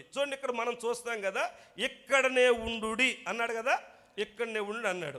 ఇప్పుడు 22వ అధ్యాయం 19వ వచనం చదవండి. ఇప్పుడు 19వ వచనం, తరువాత అబ్రహాము తన పనివారి యొద్దకు తిరిగి రాగా వారు లేచి అందరూ కలిసి బెర్షెబాకు వెళ్ళిరి. అబ్రహాము బెర్షెబాలో నివసించెను. చేతులెత్తి స్తోత్రం చెప్దాం. హల్లెలూయా. ఇలా చూడండి అందరూ నా వైపు. వీళ్ళిద్దరిని అక్కడే ఉండమన్నాడు. ఏమండి, ఇస్సాకును తీసుకున్నాడు, మోరియా పర్వతం మీదకి ఎక్కేసాడు, బలిపీఠం కట్టేశాడు. దేవుని బిడ్డలారా, ఈ కట్టెలు చక్కగా పేర్చేశాడు. ఈ యొక్క ఇస్సాకుని బంధించాడు, బలిపీఠం మీద పడుకోబెట్టాడు, కత్తి ఎత్తాడు నరకటానికి. ఈలోపు దేవుడు తనతో మాట్లాడాడు. మొత్తం మీద అక్కడ గొర్రె పొట్టేలను దేవుడే చూసుకున్నాడు. యెహోవా ఈరే. మొత్తం మీద కార్యక్రమం జరిగిపోయింది. ఇదంతా జరిగి కిందకు వచ్చే సమయానికి ఎంత సమయం అయిందో ఇది కూడా నాకు తెలియదు. దేనికి స్తోత్రం. ఇది కూడా నాకు తెలియదు. వచ్చిన తర్వాత ఇప్పుడు చదివించిన వాక్య భాగంలో ఏమని రాస్తుందంటే, వీరు వెళ్ళి వచ్చే వరకు ఎక్కడ ఉండమన్నారో వాళ్ళు అక్కడే కూర్చున్నారు. చప్పట్లు కొట్టండి యేసయ్య గట్టిగా. హల్లెలూయా. తరువాత అబ్రహాము తన పనివారి యొద్దకు తిరిగి రాగా వారు లేచి, అంటే ఎక్కడ ఉండమంటే వాళ్ళు అక్కడే ఉన్నారు. వాళ్ళు అటు ఇటు తిరగలేదు. వారు ఎక్కడ ఉండమంటే అక్కడే ఉన్నారు. కాబట్టి రాగానే మళ్ళీ తిరిగి అబ్రహాం గారితో కలిసి ఇప్పుడు వాళ్ళంతా ఎక్కడికి వచ్చేసారంటే బెర్షెబాకు వచ్చేసినట్లుగా దేవుని వాక్యంలో మనం చదువుతూ ఉన్నాం. మనలో మన మాట. వీరిద్దరూ అక్కడ నిలబడి ఉన్నప్పుడు ఆ త్రోవలో వెళ్ళే వాళ్ళు వీళ్ళిద్దరిని కదపలేదంటారా? కదుపుంటారు, ఖచ్చితంగా కదుపుంటారు. ఏమని కదుపుంటారు? ఇక్కడ ఎందుకున్నారు అని అడుగుంటారు. ఎందుకున్నారో చెప్తారా చెప్పరా? మా గురువుగారు పైకి వెళ్ళారు, అందుచేత మేము ఇక్కడ ఉన్నాం అని అంటారు. సరే, మరి మీరు మా వెనకాల వస్తారా? మేము రావు, మా గురువుగారు మళ్ళీ వస్తామన్నారు, ఇక్కడే ఉండమన్నారు, ఇక్కడే ఉంటామన్నారు. వీళ్ళు దారిలో వెళ్ళేవాళ్ళు పని చూసుకుని మళ్ళీ తిరిగి వచ్చే సమయానికి కూడా వీళ్ళు ఇక్కడే ఉన్నారు. అప్పుడు కూడా అడుగుంటారు, ఏంటి మీ గురువుగారు వస్తారని చెప్పారు, ఇంకా రాలేదా? అప్పటి నుంచి ఇక్కడే ఉన్నారా? మీరు భోజనం చేయలేదా? టిఫిన్ చేయలేదా? టీ తాగలేదా? నీళ్ళు తాగలేదా? మాతో రండి, మా దగ్గరికి రండి, మేము టీలు ఇస్తాం, మేము భోజనాలు పెడతాం, మేము కేకులు ఇస్తాం, లేకపోతే మేము బాక్సులు ఇస్తాం అనేసి రమ్మని ఖచ్చితంగానే ఉంటారు. వాళ్ళు ఎన్ని అన్నా సరే వాళ్ళు మాత్రం అబ్రహాము మాట ప్రకారంగా అక్కడే ఉన్నారు. స్తోత్రం. హల్లెలూయా. నా ప్రభువునందు ప్రియమైనటువంటి దేవుని పిల్లలారా, ఈ రాత్రికాల సమయంలో మీ అందరికీ నేను చెప్పాలనుకున్నటువంటి ప్రాముఖ్యమైనటువంటి విషయం ఏంటి అంటే, మనము దీవించబడాలి అంటే బేతనియ ఎలాగైతే స్థిరంగా యెరూషలేముకు దగ్గరగా ఉందో, కదలకోకుండా మెదలకోకుండా మనము కూడా సంఘానికి, సేవకునికి, వాక్యానికి, బలిపీఠానికి మనము సమీపంగా ఉందుముగాక. పాత పాట కూడా ఉంది, కదలకుందువు, అదేదో పాట ఉంది, సియోను కొండవాలి బెదరకుందువు బలమైన అనేదో పాట ఉందండి. కదలకూడదు, మనం అటు ఇటు తిరగకూడదు, ప్రతి ఉపదేశానికి ఊగిపోకూడదు. ఆయా ఆత్మలు దేవుని సంబంధమైనవో కావో మనము పరిశీలన చేయవలసిన అవసరం ఉంది. ఈ రోజున ఆయన చేతులెత్తి ఆశీర్వదించాలనే సమయానికి నువ్వు అక్కడ లేకుండా పోతున్నా. నువ్వు సమీపంగా ఉండవలసిన దానివి. నిన్ను దీవించాలనుకునే సమయానికి, ఆశీర్వదించాలనుకునే సమయానికి నువ్వు యెరూషలేముకు దూరం అయిపోతా ఉన్నావు. సంఘానికి ఎప్పుడూ దూరం అవ్వకూడదండి. స్తోత్రం. సంఘము లేకుండా బ్రతకలేవు, సేవకుడు లేకుండా బ్రతకలేవు, వాక్యము లేకుండా బ్రతకలేవు, బలిపీఠం లేకుండా బ్రతకలేవు. దేవుని బిడ్డలారా, ఈ రాత్రి ఈ స్థలంలో కూర్చుని వాక్యం వింటున్న మీరు ఖచ్చితంగా దీవించబడి వెళ్ళాలి అంటే బేతనీకు నువ్వు రావాలి ఖచ్చితంగా. స్తోత్రం. అలాగ రాకపోతే దీవెనకు బదులు మనం చాలా శ్రమల పాలవుతామండి. మా చర్చిలో జరిగిన సంఘటన చెప్తాను. చెప్పనా వద్దా? చెప్పడానికే కదా వచ్చాను. జాగ్రత్తగా వినండి. ఒక ఆయన ఇల్లు కట్టుకున్నాడు. ఒక ఆయన ఇల్లు కట్టుకుంటే వచ్చి అన్నాడు, అయ్యగారండి ఇల్లు ఓపెనింగ్ అండి అన్నాడు. నేను ఈ లోపు డైరీ తీస్తున్నాను, డేట్ చూస్తానికి. డేట్ పెట్టేశానండి అన్నాడు. డేట్ ఆడెట్టాలా నేను ఎట్టాలా అండి? డేట్ ఆడి పెట్టేసుకున్నాడంట. ఇల్లు ఓపెనింగ్ అని వచ్చాడు. సరే డేట్ పెట్టేశాను అన్నాడు. డేట్ పెట్టేశానంటే నాకేం చేయాలి అర్థం కాక ఆ డేట్ చూసుకున్నాను. ఆ రాత్రి మీటింగ్ ఉంది.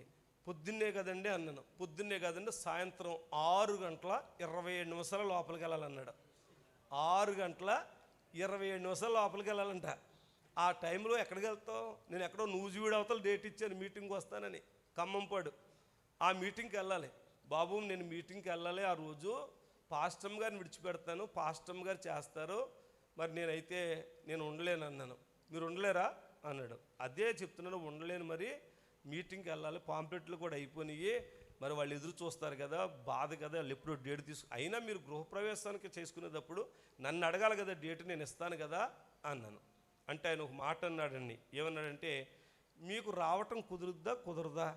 ఆడి పైనలకు వచ్చేసాడుగా, మీకు రావటం కుదరదా అన్నాడు. నాకు రావటం కుదరదు కానీ అమ్మగారిని పంపిస్తాను, అమ్మగారు వచ్చి చక్కగా ప్రార్థన చేసి రిబ్బన్ కట్ చేసి కూటం పెడతారు, సంఘస్థులు అందరూ వస్తారన్నాను. అతను ఏమన్నాడంటే, అయ్యగారు వస్తే అమ్మగారు మీరు రండి, లేకపోతే మీరు మానేయండి. మా చెల్లాలూరులో పాస్టర్ గారు ఉన్నాడు, ఆయన తీసుకొచ్చి రిబ్బన్ కట్ చేసి కూటం పెట్టించేతను అన్నాడు. ఏమండి ఇప్పుడు ఆయనకి ఎవరు అక్కర్లేదు? పాస్టర్ గారు అక్కర్లే, సంఘం అక్కర్లే, పాస్టమ్ గారు అక్కర్లే, ఇప్పుడు ఎక్కడో ఉన్నటువంటి వ్యక్తిని తీసుకొచ్చి చెప్పండి ఏం చేస్తాయంట? రిబ్బన్ కట్ చేసి ప్రార్థన పెట్టేసుకుంటాయంటండి.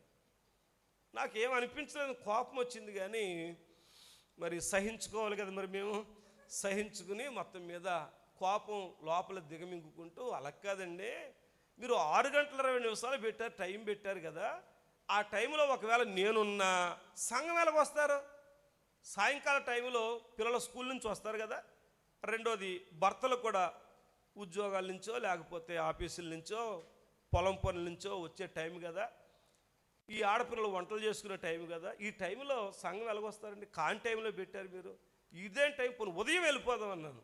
ఉదయం కుదరదో, సాయంత్రం 6:20 లోపలికి వెళ్ళాలి. కఠినమైనటువంటి మాట అన్నమాట అండి. సంఘం రాకపోయినా పర్లేదన్నాడు. ఇంతకీ ఆ సంఘం ప్రార్థన చేస్తేనే ఆడు కొంప కట్టాడు, ఆ పాస్టర్ గారు నేను ప్రార్థన చేస్తేనే ఆ కొంప కట్టాడు. ఇప్పుడు లోపలికి వెళ్ళే సమయానికి ఇప్పుడు వీడికి ఎవరు అక్కర్లేదు? పాస్టర్ గారు అక్కర్లే, సంఘం అక్కర్లే, సేవకురాలు అక్కర్లేదు. ఎవడో ఏదో చెప్పిన మాట విని, ఏమండి ఆ డేట్ ఖరారు చేసుకుని సమయం ఖరారు చేసుకుని వచ్చి మీరు వెళ్ళిపోయినా పర్లేదు, మేము మాత్రం ఇలాగే ఉంటాం అన్నట్లుగా మాట్లాడాడు. అప్పుడు మా పాస్టర్ గారు ఏం చేసిందంటే, బాబు ఇప్పుడైనా నా మాటిని ఆ మీటింగే మానేసి ఈ మీటింగే చెయ్యంది. ఏ మీటింగ్ మానేసి? నూజివీడు వెళ్ళే మీటింగే మానేసి ఈ మీటింగ్ చెయ్యంది. నాకు ఆవిడ మీద కూడా కోపం వచ్చింది కానీ అబ్రహంతుడే ఎవరు మాట అన్నాడు? అబ్రహంతుడే ఎవరు మాట అన్నాడు? శారా మాట అన్నాడు కదా, నేనంతరుడిని. దేవుడు అన్నాడు, శారా చెప్పిన ప్రతి మాట విను అన్నాడు. దేవునికి స్తోత్రం. వినమన్నాడా లేదా? విన్నాడా లేదా? విన్నాడు. ఆ మాట విను అంది. ఎందుకు సత్యవేని వాళ్ళు నచ్చినట్టు చేసుకుంటున్నారు కదా అన్నాను. అలా కదా ఈ బాబు, ఇప్పుడు ఎవరినో తీసుకొచ్చి మీటింగ్ పెడతానంటున్నాడు. ఓపెనింగ్ పెట్టినాడు వెళ్ళిపోతాడా? మళ్ళాను వెళ్ళడో. ఎక్కడైతే ఓపెనింగ్ చేశాడో ఆ ఇంట్లోనే ఆరాధన మొదలెడతాడు. మళ్ళీ అక్కడే ఆరాధన మొదలెడితే ఆడికి తెలిసిన వాళ్ళు ఎవరు? మళ్ళీ మన సంఘాన్ని తీసుకెళ్ళిపోతాడు. అందుచేత నా మాటను అందు. దేవునికి స్తోత్రం. భార్య ఉంటే మంచి సలహాలు ఇస్తుంది. స్తోత్రం. వెస్లీ గారిని కూడా పెళ్లి చేసుకోమంటున్నాం మేము. మంచి సలహాలు ఇస్తారు. ఏమండి ఈ అరుణ్ కుమార్ గారు ఎన్నిసార్లు చెప్పారు నాకు, చెప్పండి కదా బాబు, మీరు చెప్పండి, మా ఓడి చెప్పండి అంటున్నారు. మీరు కూడా చెప్పండి. దేవునికి స్తోత్రం. ఆ రోజు నా భార్య ఉంది కాబట్టి నాకు మంచి సలహా ఇచ్చిందండి. ఇస్తే ఇక ఆవిడ మాట విని అలాగే సత్యం నువ్వు చెప్పినట్టు వింటాననేసి ఆగిపోయి 6:20 టైం అంటే టైంకి వెళ్ళిపోతానండి. దేవుని కృప ఏంటి అంటే ఆ రోజు నుంచి ఈ రోజు సేవలోకి వచ్చిన కాడి నుంచి అర్ధగంట ముందే ఉంటాను నేను, అందరికంటే ముందు ఉంటాను నేను. మొత్తం మీద 6:20 వెళ్ళిపోయి తండ్రి యొక్క ఈ కుమారునికి పరిశుద్ధాత్మక నామములో రిబ్బన్ కట్టేసి పరిశుద్ధ పరిశుద్ధ. మీరు పాడరా? పెళ్లి కూతురు పెళ్లి కొడుకు కనపడితేనే పాడతారు ఈ పాట. పరిశుద్ధ ప్రభువా అనుకుంటూ చాలేక లోపలికి వెళ్ళాను. లోపలికి వెళ్ళిన తర్వాత ప్రార్థన చేశాను. నాకు ఒక కుర్చీ వేసారు. ఆ కుర్చీలో కూర్చున్నాను. బాగా వినండి మీరే, కుర్చీలో కూర్చున్న వాళ్ళు కూడా బాగానండి. ఆ కుర్చీలో కూర్చున్నాను. కూర్చున్న తర్వాత వీళ్ళు వేరే ఇంట్లో అద్దెకుండేవారు కదా, అద్దెంట్లో ఉన్నటువంటి సామాన్లు వేసుకొస్తానికి తోపుడు రిక్షా ఒకటి వేసుకుని వెళ్ళారు. రిక్షా వేసుకుని వెళ్ళి ఆ రిక్షాలో కుంచాలు కంచాలు మంచాలు అన్నీ లోడ్ చేసుకుంటే అల్లుళ్ళు లాగుతూ ఉంటే మాంగారు వెనకాల తోస్తూ ఉంటే మొత్తం మీద ఆ రిక్షాలో ఈ సామాన్లన్నీ వేసుకుని వస్తూ ఉన్నారు. దేవుడు కార్యాలు చేయటం ప్రారంభించాడు.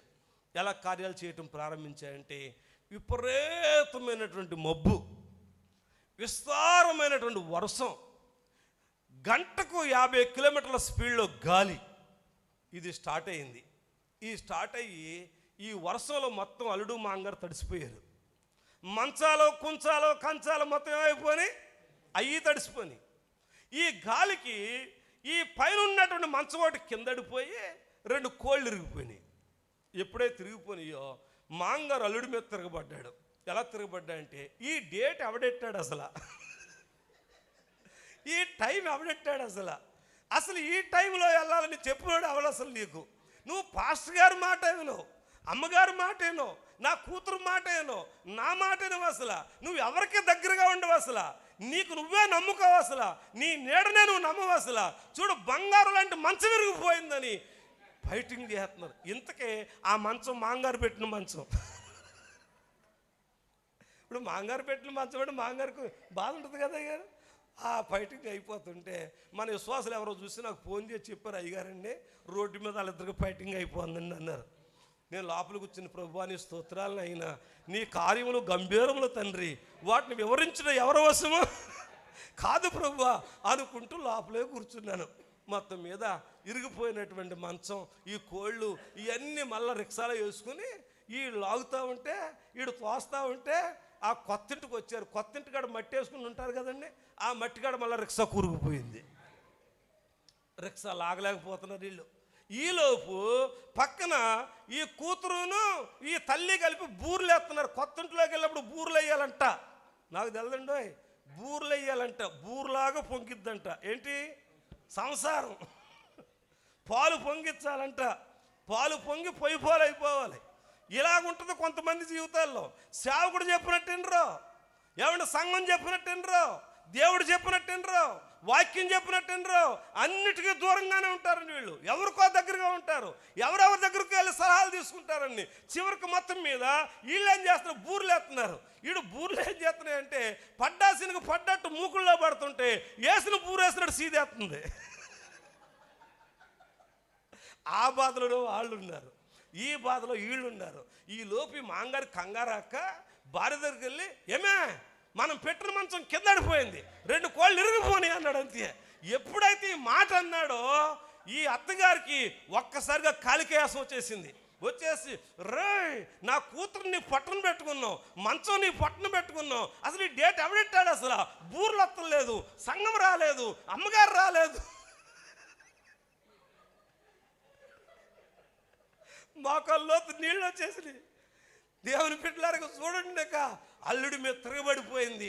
మాంగారు తిట్టేస్తున్నాడు, భార్య తిట్టేస్తుంది, లోపలికి అన్నీ వినపడుతుంది. నాకు ప్రభువా నువ్వు అద్భుతాలు చేయటం ప్రారంభించావు నాయనా, నువ్వు ఏమైనా చేయగలవు ప్రభువా. కథ మొత్తం పాట నిన్నగాక మొన్న వచ్చింది కానీ ఆడి కథ ఎప్పుడో మారిపోయింది. దేవునికి స్తోత్రం. కథ మొత్తం మార్చగలవు నాయన అని లోపల ఉన్నాను. నేను మాత్రం ప్రార్థన చేయట్లేదు, వర్షం ఆగాలంటలేదు. అసలు ప్రభువా కురిపించు నాయన, కురిపించు తండ్రి, అద్భుతం చేయి ప్రభు, అద్భుతం చేయి ప్రభు అన్నాను. నా ధైర్యం ఏంటంటే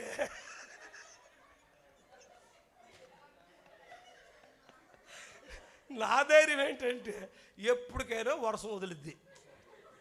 భోజనం వెలగా పెడతారు, బూర్లు ఒకటి అవ్వలే, భోజనం వెలగా పెడతారు, భోజనం చేస్తాను, నా కానుక నాకు ఇస్తారు, నా దారి నేను పోవచ్చు. సంఘస్థులు రాలేదు, పాస్టర్ అమ్మ గారు కూడా చర్చి దాకా వచ్చారు, కానీ ఆవిడ రావలేదు. అంత వర్షంలో అంత గాలిలో ఎవరు వస్తారండి? ఎవరు రాలేదండి. చిత్రం ఏంటంటే వీళ్ళందరూ మీదడిపోతే అల్లుడు పరారు. అది గృహప్రవేశంలాగా లేదు, స్మారక కోటంలాగా అయిపోయింది. ఒక్కరు రాలేదండి. విషయం ఏంటంటే చివరికి 10 గంటలకు వర్షం వదిలిందండి.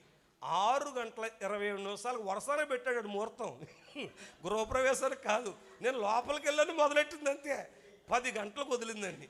10 గంటలకు వదిలిన తర్వాత అబ్రహాముకు ప్రత్యక్షమైనట్టు మాంగారు, అత్తగారు, భార్య ముగ్గురు ప్రత్యక్షం అయ్యారు నాకు. వీళ్ళు ఎడుగది వెళ్ళిపోయాడు, అల్లుడు పోయాడు, ముగ్గురు ప్రత్యక్షం అయ్యారు. అయ్యగారండి భోజనం చేస్తారా అన్నారు. దానికోసమే కదమ్మ కూర్చున్నాను అన్నాను. భోజనం పెట్టారు, భోజనం చేశాను, కానుక ఇచ్చారు, ప్రార్థన చేశాను, నా దారిని నేను వచ్చేసాను. దేవుని బిడ్డలారా, సేవకునికి, సంఘానికి, దేవునికి, వాక్యానికి దూరంగా ఉన్నామనుకోండి, మన బ్రతుకులు ఇలాగుంటాయి, మన జీవితాలు ఇలాగుంటాయి. అది గృహప్రవేశంలాగా లేదు. అది 200 మందికి భోజనాలు చేశారండి, ఒక్క విశ్వాసి రాలేదండి. నేను ఒక్కడే తిన్నాను. తింటా ముగ్గురు మాత్రం ఏం తింటారు? అల్లుడు పోయాడు ఎక్కడికో, ఇక వాళ్ళు మాత్రం ఏం తింటారు? మొత్తం అన్ని పెంటలో పోసుకున్నారండి. ఎందుకు నీకు అంత శ్రమ? ఎందుకు నీకు అంత కష్టం? ఎందుకు నీకు అంత బాధ? యెరూషలేములో నువ్వు ఆదరించబడతావు కదా, యెరూషలేము నీకు తల్లి కదా, యెరూషలేము నీకు ఉపదేశం చేస్తుంది కదా, నిన్ను ధైర్యపరిచేవాడు యెరూషలేములో యాజకులు ఉన్నారు కదా, నిన్ను బాగు చేసేవాడు యేసుక్రీస్తు ప్రభు ఉన్నాడు కదా, నిన్ను దీవించేవాడు, నిన్ను ఆశీర్వదించేవాడు యేసయ్య ఉండగా నువ్వు ఎందుకు అప్పుడప్పుడు యెరూషలేముకు దూరం అయిపోతా ఉన్నావు? వాక్యానికి దూరం అయిపోతా ఉన్నావు, సేవకునికి దూరం అయిపోతా ఉన్నావు. బేతనియ అలాంటిది కాదు. స్తోత్రం, హల్లెలూయా. బేతనియ ఎప్పుడు యెరూషలేముకి చెప్పండి ఎలాగుందని చెప్పాను? సమీపంగా ఉంది. ఇప్పుడు మన దేవుడు మనల్ని చేతులెత్తి ఆశీర్వదించాలి అంటే బేతనియ అనుభవాలలో చెప్పండి, మొదటి అనుభవం తగ్గింపు జీవితం, రెండవ అనుభవం సమీపంగా ఉండవలసినటువంటి అవసరత ఉంది. మూడవ అనుభవం చెప్తాను, చూడండి. లూకాసు వార్త 19వ అధ్యాయము 29వ వచనం చదవండి. లూకాసు వార్త 19వ అధ్యాయము 29వ వచనం.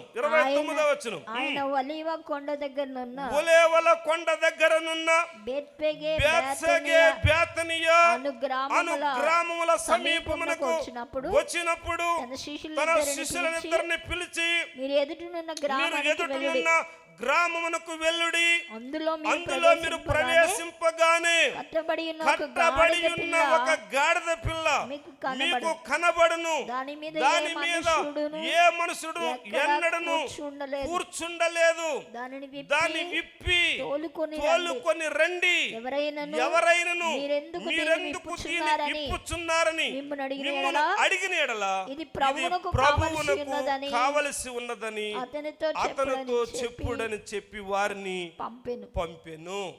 దేవుని వాక్యంలో రాయబడినటువంటి మాట, యేసుక్రీస్తు ప్రభు ఆయా పట్టణాలు తిరుగుతూ, ఆయా గ్రామాలు తిరుగుతూ, ఆయన అద్భుతాలు, ఆశ్చర్యాలు జరిగిస్తూ చివరికి మొత్తం మీద చివరి ప్రయాణం ఆయన ఎక్కడికి వస్తున్నాడంటే యెరూషలేముకి వస్తూ ఉన్నాడు. ఆ యెరూషలేముకి వచ్చే త్రోవలోనే చెప్పండి ఏముందంటే ఈ బేతనియ అనే గ్రామం ఉంది. అక్కడికి రాగానే తన శిష్యుల్లో ఇద్దరిని ఏమన్నాడంటే, మీరు ఎదురుగా ఉన్నటువంటి ఆ గ్రామానికి, ఆ బేతనీకి వెళ్ళండి. బేతనీకి వెళ్తే బేతనీలో కట్టబడి ఉన్నటువంటి ఒక గాడిద పిల్ల ఉంటుంది. నా వైపు చూడండి అందరూ, కట్టబడి ఉన్నటువంటి ఒక గాడిద పిల్ల ఉంటుంది. దాన్ని విప్పి మీరేం చేయాలంటే తోలుకుని రండి, తీసుకుని రండి. ఎవరైనా అడుగుతారు మిమ్మల్ని ఎందుకు విప్పుతున్నారని, అప్పుడు మీరేం చెప్పాలంటే ఇది ప్రభువుకు కావలసి ఉన్నది అని చెప్పండి అని చెప్పి పంపించారు. మనమైతే వెళ్తామా?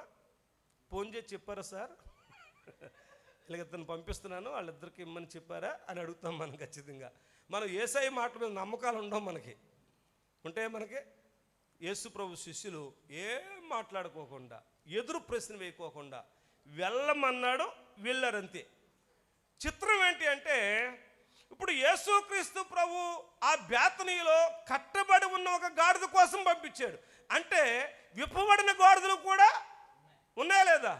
విప్పబడిన గాడిదలు, తిరుగుతూ ఉన్న గాడిదలు, ఆ ప్రాంతంలో బేతనీయ గ్రామంలో ఇంకా అనేకమైనటువంటి గాడిదలు, రకరకాల గాడిదలు రోడ్ల మీద ఉన్న గాడిదలు, ఇంకా అక్కడక్కడ చాలా గాడిదలు ఉన్నాయండి. కానీ ఇప్పుడు యేసు ప్రభువుకు కావలసిన గాడిద ఏంటిది అంటే కట్టబడి ఉన్నటువంటి గాడిద. స్తోత్రం. ఏ గాడిద కావాలి? ఎందుకంటే విప్పబడిన గాడిద ఎప్పుడెక్కడ ఉంటుందో, విప్పబడిన గాడిద ఎప్పుడెక్కడ ఉంటుందో తెలీదు. కట్టు లేకుండా తిరిగే గాడిద ఎప్పుడెక్కడ ఉంటుందో తెలీదు. ఇప్పుడు ఈ గాడిదల గురించి మనం ఆలోచన చేస్తే ఈపాటికే మీకు అర్థమైపోతుంటుంది. ఎందుకంటే మీరంతా తెలివైన వాళ్ళు, సీనియర్లే కాబట్టి మీకు అర్థమవుతూ ఉంటుంది. ఇప్పుడు మొత్తం మీద యేసు ప్రభు చెప్పినట్లుగానే శిష్యులు ఇద్దరు వెళ్ళారు. ఒక గాడిద మాత్రం చెప్పండి యేసు ప్రభు చెప్పినట్లుగా ఏం చేసింది? కట్టబడి ఉంది. ప్రియులారా, వీళ్ళకి త్రోవలో చాలా గాడిదలు కనపడి ఉండొచ్చు. కనపడదే కనపడవా? చాలా కనపడ్డాయి. కానీ యేసయ్యకి కావాల్సిందేది? ఏదో ఒక గాడిద కాదు, రోడ్డు మీద ఉన్నదో, లేకపోతే ఆ చాల్లో మేస్తున్నదో, ఆ గొట్టు మీద ఉన్నదో, ఆ కంచుల్లో ఉన్నదో కాదు. అవి అక్కర్లేదు ఆయనకి. ఆయనకు కావలసిన గాడిద ఏంటి అంటే ఏ గాడిద అయితే కట్టబడి ఉంటుందో ఆ గాడిద నాకు కావాలన్నాడు. ఇప్పుడు ఆ గాడిద కోసం వాళ్ళు ఎన్ని బజార్లు తిరిగారో, వాళ్ళు ఎన్ని రోడ్లు తిరిగారో, ఎన్ని ఇళ్ళకి వెళ్ళారో. ఏ ఇంటికి వెళ్ళినా సరే ఎక్కడ గాడిద కనిపించలేదు, ఏ బజార్కి వెళ్ళినా కనపడతలేదు. వాళ్ళు నిస్సహాయులైపోయాక తిరిగి రాలేదు. కానీ ఇంకా ఆ బజార్లో ఉందేమో, లేకపోతే ఆ ఇంటి దగ్గర ఉందేమో, ఆ రోడ్లో ఉందేమో. ఈ వెళ్ళినటువంటి ఇద్దరు కూడా అలాగ తిరిగి తిరిగి తిరిగి తిరిగి మొత్తం మీద ఒక ఇంటి దగ్గర నిజంగా తలవాకిట్లో ఒక గాడిద ఏం చేయబడిందంటే కట్టబడి ఉంది. ఈ కట్టబడి ఉన్నటువంటి గాడిదను విప్పుతూ ఉన్నప్పుడు అక్కడ అడిగారు, ఎందుకు విప్పుతున్నారు దీన్ని అని అడిగితే చెప్పారు కదా వాళ్ళు, ఈ గాడిద ఎవరికి కావాలంటే ప్రభువునకు కావాలి అని చెప్పగానే ఆ గాడిదను తోలి పంపించేశారు. చేతులెత్తి స్తోత్రం చెప్పండి. సోనియా గాంధీ లాగా అన్నాను, స్తోత్రం చెప్పండి. హల్లెలూయా. ఇప్పి పంపించారు. ఈ గాడిద రాగానే యేసు ప్రభు శిష్యులు గాడిద మీద కొన్ని వస్త్రాలు వేశారు. యేసు ప్రభు ఆ గాడిద మీదకి కూర్చున్నాడు. వింటున్నారా? గాడిద మీద కూర్చున్నాడు. ఇప్పుడు గాడిద ప్రయాణం స్టార్ట్ అయ్యింది. ఈ గాడిద నడుస్తున్నటువంటి త్రోవలో చెప్పండి ఏమేశారంటే చక్కని వస్త్రాలు పరిచారు, అలాగే ఒలేవ కొమ్మలు నరికేశారు. ముందు ఒక బ్యాచి, వెనకాల ఒక బ్యాచి. ఓసన్న జయము, ఓసన్న జయము అని కేకలేస్తూ ఉన్నారండి. దేవుని బిడ్డలారా, ఇప్పుడు గాడిదకు ముందు జనం ఉన్నారు, వెనకాల జనం ఉన్నారు. ఇలా చూడండి, అందరూ వైపు చూడండి. గాడిదకు ముందెళ్ళిన ప్రమాదమే, వెనకాలకి వెళ్ళిన ప్రమాదం. తెలుసా మీకు? గాడిదకున్న లక్షణం ఏంటి? ముందుకెళ్తే ఏం చేస్తుంది? ముందుంటే కరుస్తుంది, అరుస్తుంది అండి. అది కరుస్తుంది, అరుస్తుందండి. వెనకుంటే ఏం చేస్తుంది? తన్నిద్ది. అందుకే అంటాం, పడుకున్న గాడిదను లేపి తన్నించుకుంటారంటారే. గాడిద వెనకాలకి వెళ్ళాం అనుకోండి ఏం చేస్తుంది? తన్నిద్ది. ముందుకెళ్ళాం అనుకోండి ఏం చేస్తుంది? అరుస్తుంది, కరుస్తుంది. అందుచేత తెలుసున్నవాడు ఎవడో కూడా గాడిద జోలికి వెళ్ళడు అసలు. అందుకే రోడ్ల మీద పడుకుంటే చూడండి, గాడి దగ్గరికి లేవడం లేపడం. మనమే తప్పకుండా ఏం చేయాలి? మనమే తప్పకుండా వెళ్ళాలి తప్ప గాడిదను లేపడం కోసం ప్రయత్నం చేసావా ముందున్న ప్రమాదమే, వెనకాలన్న ప్రమాదమే. కానీ ఇప్పుడు ఈ గాడిదకి ముందు జనం ఉన్నారు, వెనకాల జనం ఉన్నారు. ఓసన్న జేమని పాటలు పాడుతూ ఉన్నారు, ఏమంటే ఊరేగిస్తూ ఉన్నారు. ఈ గాడిద పరిస్థితి మారిపోయింది. చక్కగా ఈ గాడిద మీద కూర్చున్నటువంటి యేసుక్రీస్తు ప్రభు ఈ గాడిదతో పాటు ఎక్కడికి వెళ్ళిపోయాడంటే యెరూషలేముకి వెళ్ళిపోయాడు. చప్పట్లు కొట్టాలి యేసయ్యకి గట్టిగా.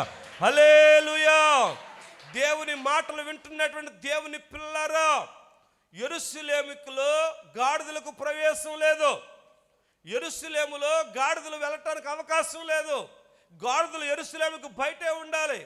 గాడిద గురించి బైబిల్లో మనం చూస్తే అది నిషిద్ధమైనటువంటి జంతువు. అది దాన్ని యెరూషలేము రానివ్వరు. అయితే ఇప్పుడు ఈ గాడిద యెరూషలేము వెళ్ళటానికి అవకాశం దొరికింది. ఎలాగో చెప్తాను, జాగ్రత్తగా వినండి. ఈ గాడిద కట్టబడి ఉంది కాబట్టి ఈ గాడిదకు ఏ ప్రవేశం దొరికిందంటే యెరూషలేము ప్రవేశం దొరికింది. స్తోత్రం. గలతీ పత్రికలో తీయొద్దు, అపోస్తలుడైన పౌలు గారు అంటారు, పైనున్న యెరూషలేము మనకు తల్లి అంటాడండి. అంటే ఇక్కడ ఒక యెరూషలేము ఉంది, పైన ఒక యెరూషలేము ఉంది. ఆ పైనున్న యెరూషలేము మనకు తల్లి అయితే ఆ యెరూషలేముకు వెళ్ళాలి అంటే, ఆ పరలోకానికి వెళ్ళాలంటే ఎవరి ద్వారా వెళ్ళాలి? నీవు ఎవరి ద్వారా వెళ్ళాలి? యేసు ప్రభు ద్వారానే. చెప్పారు కదా, నేనే మార్గం, నేనే సత్యం, నేనే జీవం, నా ద్వారా తప్ప ఎవడు ఎక్కడికి రాలేడు. పరలోక రాజ్యానికి తండ్రి దగ్గరికి రాలేడని చెప్పాడు, ఆ యెరూషలేముకి రాలేడని చెప్పారు. మరి అలాగైతే ఇప్పుడు ఈ గాడిద యేసు ప్రభుతో పాటు యెరూషలేముకి వెళ్ళినట్లుగా మనం యేసుతో పాటు యెరూషలేమైనటువంటి పైనున్న యెరూషలేమైన ఆ నిత్యరాజ్యానికి చేరాలి అంటే ఖచ్చితంగా మనము కట్టివేయబడాలి. స్తోత్రం. ఎక్కడ? బేతనీలో కట్టబడాలి, విప్పబడకూడదు. ప్రతి ఉపదేశానికి ప్రతి దాన్ని నమ్మేసి ఏది పడుతుంది వాస్తవం అనుకోండి, ఏ బాధ పడుతుంది వాస్తవం అనుకోండి, ఏ ఆత్మ పడితే అది వాస్తవం అనుకోండి, మనకు నచ్చినట్లు మనము తిరగటానికి అవకాశం లేదు. బేతనీలో ఎన్నో గాడిదలు విచ్చలవిడిగా తిరుగుతూ ఉన్నాయి. ఒక దొడ్డు లేదండి, దానికి ఒక కాపురు లేదండి, ఒక ఉపదేశం లేదండి, ఒక సంఘం లేదండి. ఎక్కడికి పడితే అక్కడికి అలాగ తిరుగుతూ ఉన్నటువంటి వ్యక్తులు చాలా మంది ఈ రోజుల్లో ఉన్నారు. స్తోత్రం. అర్థమైందా లేదా? ఇంకా వివరంగా చెప్తే మళ్ళా సార్ నన్ను రానివారు మీరు. స్తోత్రం. ఇప్పుడు ఆ గాడిద ఎవరు అనండి ఒకసారి. మీరే అనుకోవాలి, నేను అన్న సుమా. మిమ్మల్ని అంటే మళ్ళీ వెళ్ళిపోయిన తర్వాత వెస్లీ గారితో చెప్తారు, అంత మాట అంటాడా ఆయన, మమ్మల్ని గాడిదలు అంటాడా అంటాడండి. దేవుని బిడ్డలారా, కట్టబడి ఉండాలి, దేవుని వాక్యంతో కట్టుబడి ఉండాలి, ఉపదేశంతో కట్టుబడి ఉండాలి, ఒక మందిరానికి అంటుకట్టుబడి ఉండాలి, ఒక సేవకునికి అంటుపట్టి ఉండాలి. దేవుని వాక్యంలో రాయబడినట్లుగా ఆ కట్టబడినటువంటి గాడిద మీదకి యేసయ్య ఎక్కి కూర్చుంటాడు. యేసయ్య ఏ గాడిద మీద ఉంటే ఆ గాడిద చెప్పండి ఎక్కడికి వెళ్ళిపోద్ది అంటే పరలోక రాజ్యానికి వెళ్ళిపోద్ది. స్తోత్రం. ఆయన చేతులెత్తి ఆశీర్వదిస్తాడండి, చేతులెత్తి ఆశీర్వదిస్తాడని. ప్రస్తుతానికి క్రైస్తవ సమాజం బాగోలేదు. క్రైస్తవ సమాజం ఎలాగుందండి ఇప్పుడు? బాగోలేదు. కొన్ని సంగతులు చెప్తాను, మీకు కోపం వచ్చినా పర్లేదు. కానీ నేను ఒక 3 సంఘాలు నడిపిస్తుంటాను, ఇంకొక 27 సంఘాలు బ్రాంచ్ సంఘాలు ఉన్నాయి. 33 సంవత్సరాల నుంచి దేవుని సేవలో ఉన్నాను. భారంతో నేను కొన్ని సంగతులు చెప్తాను, జాగ్రత్తగా వినండి. ఇప్పుడు ఉన్నటువంటి క్రైస్తవ సంఘాలలో కొన్ని మోసాలు, కానీ అద్భుతం ఏంటి అంటే దేవుడు మీకు ఒక మంచి దైవ సేవకుణ్ణి, ఒక రోషం కలిగిన సేవకుణ్ణి, ప్రభు పరిచర్య కోసం ఎంత డబ్బు అయినా ఖర్చు పెట్టి అప్పులైనా సరే చేసి మీకు ఒక మంచి ఉపదేశం చెప్పించాలని ఆంధ్ర రాష్ట్రం, తెలంగాణ రాష్ట్రంలో బాగా వాడబడుతున్నటువంటి గొప్ప గొప్ప దైవ సేవకులను తీసుకుని వచ్చి మీకు అద్భుతమైనటువంటి సంగతులు మీకు నేర్పిస్తూ ఉన్నారండి. టక్కర బాబాలాగా రకరకాల విషయాలు చెప్పేవాళ్ళని ఇక్కడ తీసుకురావట్లేదండి. ఎలాగున్నాయి చెప్తాను, కొన్ని చెప్పనా వద్దా? జాగ్రత్తగా మీరు వినాలి. ప్రైజ్ దలో. ఆడు కళ్ళు మూసుకుని ఇలా తిరిగి అంటాడు, ఎస్తేర్ దేవుడిని పిలుస్తున్నాడు, రా అంటాడు స్టేజ్ మీదకి. ఎస్తేర్ అంటాడు కానీ ఇంటి పేరు చెప్పడం. ఇప్పుడు మనలో మనమాట 500 మందిలో ఎస్తేర్లు ఎంతమంది ఉంటారా? ఉండరా? ఈ ఎస్తేర్లు అందరూ ఎడుతూ వచ్చేస్తారు స్టేజ్ మీదకి. ఈ వీడియోగ్రాఫర్లు వీళ్ళు చూడాలి, కింద నుంచి పైనుంచి వీళ్ళు మళ్ళీ టెలికాస్ట్ చేసుకోవాలి కదా, వీళ్ళు అడవుడు చూడలేము అసలు. ఈ ఎస్తేర్ ఏడుచుకుంటూ వచ్చేది. ఎంతకాలం నుంచో మనకి శ్రమ అంటాడు. ఏమంటే ఎస్తేరని పిలుస్తున్నాడు, ఇంటి పేరు పిలవలేదు. రెండోది మళ్ళీ ఎంతకాలం నుంచో శ్రమ అంటాడు. అంటే పేరు పిలిచాడు కానీ ఎంతకాలం నుంచో శ్రమడికి తెలదండి. ఇది దొంగ ప్రవచనం కాదా? మాట్లాడాలి, అవునా కాదా? అలాగని ప్రవచనాలు లేవంటే ప్రవచనాలు ఉన్నాయి, పరిశుద్ధాత్ముడు ఉన్నాడు, భాషలు ఉన్నాయి, భాషలకు అర్థం చెప్పే వరం ఉంది, స్వస్థతలు ఉన్నాయి, ఆరాధన ఉంది, ప్రవచనాలు కూడా ఉన్నాయి. అయితే మనం గమనించాలి, గుర్తించి అది ఎక్కడ వాస్తవమో, ఎక్కడ మనకు ఉపదేశం దొరుకుతూ ఉందో, ఎక్కడ యెరూషలేముకు పరలోక రాజ్యానికి వెళ్ళటానికి మన తీర్చిదిద్దుతూ ఉన్నారో, ఎక్కడ ఖండిస్తూ ఉన్నారో, ఎక్కడ బుద్ధి చెప్తూ ఉన్నారో, ఎక్కడ మన సరిచేస్తూ ఉన్నారో ఆ స్థలంలో ఉండటం కోసం ప్రయత్నం చేయాలి. దేవునికి స్తోత్రం. అలాంటి సంఘాన్ని ఎన్నుకోవాలి. మన ఆధ్యాత్మిక జీవితానికి ఉపయోగం లేనటువంటి ప్రాంతాలు మనం విడిచిపెట్టి ఆధ్యాత్మిక జీవితానికి ఉపయోగపడి మనలో కూడా రేపొద్దు నిత్యత్వాన్ని నడిపించేటటువంటి సేవకునితో మనం అంటుకట్టబడి ఉండాలి. స్తోత్రం చెప్పండి గట్టిగా. బేతనీలో ఈ సంగతులన్నీ జరిగాయి. స్తోత్రం. అందుకే యేసయ్య వాళ్ళని ఎక్కడ తీసుకొచ్చాడు? ఆశీర్వదిస్తాను ఎక్కడ తీసుకొచ్చాడు? బేతనీకి తీసుకొచ్చాడు. ఈ రోజున మీరు కూడా బేతనీకు రావాలి. బేతనీకు వస్తే మీకు తగ్గింపు ఏంటో తెలుస్తుంది. బేతనీకు వస్తే రెండవ అనుభవం ఏంటి? సమీపంగా ఉండాలి, ఎప్పుడు దూరం అవ్వకూడదు. మూడోది బేతనీకు వస్తే నువ్వు కట్టబడిన అనుభవం వస్తుంది, కట్టబడిన అనుభవం వస్తుంది. దేవుని బిడ్డలారా, ఇలాగా మోసం చేసే వాళ్ళు రకరకాలుగా ఉన్నారు. ఇంకొకటి చెప్తాను, చెప్పనా వద్దా? ఇలా కళ్ళు మూసుకుని ఇలా తిరిగి అంటాడు. ఈ స్థలంలో దేవుడు 6గురిని చూపిస్తున్నాడు, మోకాళ్ళ నొప్పులతో బాధపడుతున్నారు, రండి అంటాడు. నాకు తెలగొడుతున్నాను, మోకాళ్ళ నొప్పులతో 6గురు ఉంటామేంటి? వీడు చైర్లో కూర్చున్న బ్యాచ్ అంతే, బ్యాచ్ మోకాళ్ళ నొప్పులు బ్యాచే కదా. ఇప్పుడు అలాగని కింద కూర్చున్న వాళ్ళకి మీకు మోకాళ్ళ నొప్పులు లేవా? మీకు ఉన్నాయి. కాకపోతే ఏంటంటే కొంతమంది కింద కూర్చుంటేనే కానీ వాక్యం వినబుద్ధి కాదు, దాని గురించి కూర్చున్నారు మీరు, అంతే తప్ప. ఇంకా నేను ప్రసంగంలో కొనసాగించారనుకోండి, లేచేటప్పుడు చూడాలి మీ తెప్పులో పిల్ల చెయ్యే అంటారనరా, ఖచ్చితంగా లెగలేరు మీరు. ఇలా పట్టుకుని గోడట్టుకుని లెగుతారు. మోకాళ్ళ నొప్పులు ఎవరికి లేవు, అంచేత వీడు 6గురినే చూపిస్తున్నారంటే వీడికి. ఇది పెద్ద మోసం. ఇది 50 దాటిన తర్వాత ఆటోమేటిక్గా చెప్పండి ఏమొస్తాయి? మోకాళ్ళ నొప్పులు వస్తాయా రావా? అందుకు ఒక ఆయన అన్నాడు, ఆకులు తినే మేకలు కొండలు ఎక్కుతున్నాయి, మేకలు తినే మనిషి మెట్లు ఎక్కలేక మంచం ఎక్కుతున్నాడు అన్నాడు ఒక ఆయన. ఆదివారం ఎన్ని మేకలు తినేస్తున్నాం మనం అమలాపురంలో? ఎన్ని మేకలు ఎగిరే తినేస్తున్నాం, పాకే తినేస్తున్నాం, మేసే తినేస్తున్నాం, ఈదే తినేస్తున్నాం. ఇన్ని తిన్నా సరే మోకాళ్ళ నొప్పులు మనకి ఏమవుతులేదంటే 70 ఏళ్ళు వచ్చా కూడా మోకాళ్ళ నొప్పుల కోసం ప్రార్థన చేయని అడుగుకో ఆవిడ. ఇక్కడ తగ్గకపోతే ఇంకో చూడకపోతే, అక్కడ తగ్గపోతే ఇంకో చూడకపోతే. నా తెల్లగొడుతున్నాను, 70 సంవత్సరాలు వచ్చిన తర్వాత మోకాళ్ళ నొప్పులు తగ్గిపోతే పీటీ వస్తా పరిగెట్టేస్తావా?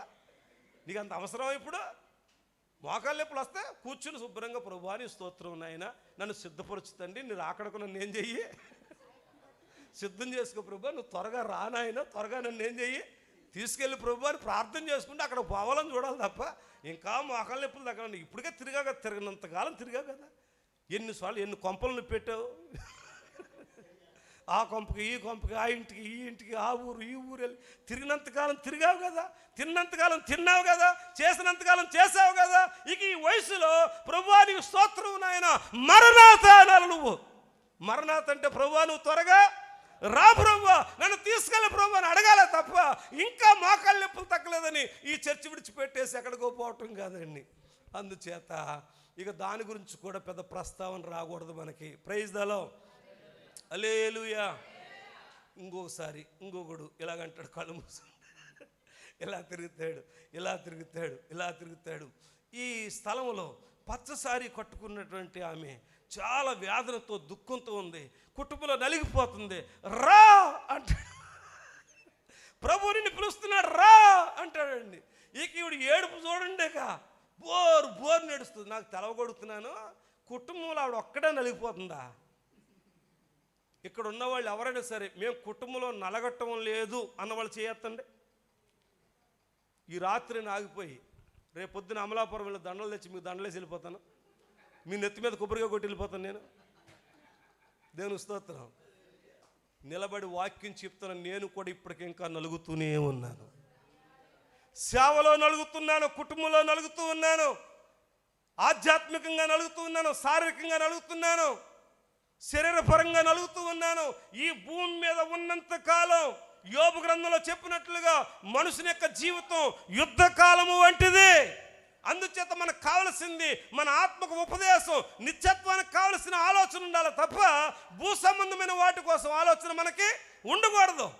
అందుచేత ఈ విషయాల్లో మనం గుర్తించగలిగితే గనక ఇక మనం అటు ఇటు పరుగులెట్టవలసిన పని ఇంకేమీ ఉండదు. స్తోత్రం. ఇంత మోసం చేస్తున్నారు ప్రజల్ని, దేవుని పిల్లల్ని ఎంత మోసం చేస్తూ ఉన్నారు. ఇంకా చెప్పగలను ఇలాంటివి, కానీ మీరు వినటానికి ఇబ్బంది పడుతున్నారు కాబట్టి ఇక నేను ముందుకు వెళ్తున్నాను. స్తోత్రం చెప్పండి, హల్లెలూయా.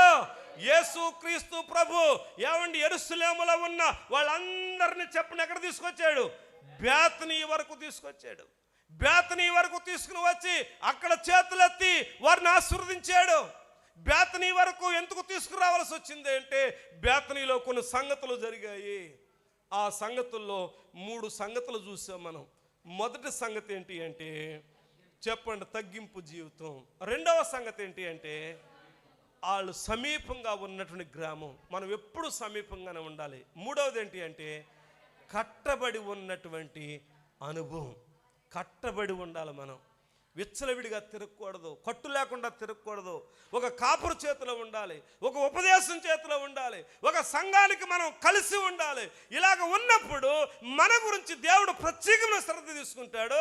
అప్పుడు నువ్వు యెరూషలేముకి వెళ్ళటానికి అవకాశం దొరికిద్ది. స్తోత్రం, హల్లెలూయా. మనకు మనం యెరూషలేము వెళ్ళలేం, మనకు మనం మోక్షానికి వెళ్ళలేం, మనకు మనం నిత్యరాజ్యం వెళ్ళలేం, మనకు మనం ఏమండి పరలోకానికి వెళ్ళలేం. మనం పరలోకానికి వెళ్ళాలి అంటే ఖచ్చితంగా ఎవరు ఉండాలి? యేసయ్య ఉండాలి. యేసయ్య ఉండాలంటే యెరూషలేములోనికి మనం ప్రవేశించాలంటే యేసు ఖచ్చితంగా మనకు తోడుగా ఉండాలి. 4వ మాట చెప్పి నేను ముగింపులోనికి వస్తాను. దేవుని వాక్యం తీసుకోండి. యోహాను సువార్తలో 12వ అధ్యాయములో 1వ వచనాన్ని చదువుకుందారండి. ఇవన్నీ మనకు తెలిసిన వాక్యాలే. 12వ అధ్యాయము 1వ వచనం చదువు తల్లి. కాబట్టి యేసు తాను మృతులలో నుండి లేపిన లాజరు ఉన్న బేతనియకు పస్కా పండుగకు 6 దినములు ముందుగా వచ్చెను. అక్కడ వారు ఆయనకు విందు చేసిరి. మార్త ఉపచారము చేసెను. లాజరు ఆయనతో కూడా భోజనమునకు కూర్చున్న వారిలో ఒకడు. చాలండి. ఈ వాక్యంలో నుంచి నేను మీకు ఒక చిన్న విషయాన్ని జ్ఞాపకం చేస్తాను. బేతనీయలో మార్త, మరియా, చెప్పండి ఇంకెవరున్నారు? లాజరు ఉన్నాడు. అయితే లాజరు రోగిగా ఉన్నప్పుడు యేసుక్రీస్తు ప్రభుకు కౌరు పంపించారు. చివరికి యేసు ప్రభు రాకోకుండానే లాజరు ఏమైపోయాడంటే చనిపోవటం జరిగింది. చనిపోయిన 4 దినాలకి యేసు ప్రభు వచ్చాడు. ఎక్కడికి? బేతనీయకు. వచ్చిన తర్వాత మరియమ్మ ఇంట్లోనే ఉంది, కానీ మార్తమ్మ ప్రభు దగ్గరికి వచ్చింది.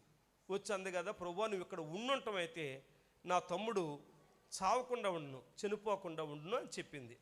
చెప్పిన తర్వాత యేసు ప్రభు అన్నాడు, ఇప్పుడైనా మీరు నమ్మితే మీరు చూస్తారా దేవుని మహిమ అన్నట్లుగా, నీ తమ్ముడేం చనిపోలేదు అన్నట్లుగా యేసుక్రీస్తు ప్రభు కొన్ని విషయాలు చెప్పాడు. మార్తమ్మ కూడా కొన్ని ప్రసంగాలు యేసు ప్రభుకి చేసింది. ఆవిడ కూడా చాలా పెద్ద ప్రసంగం చేసింది యేసు ప్రభుకి.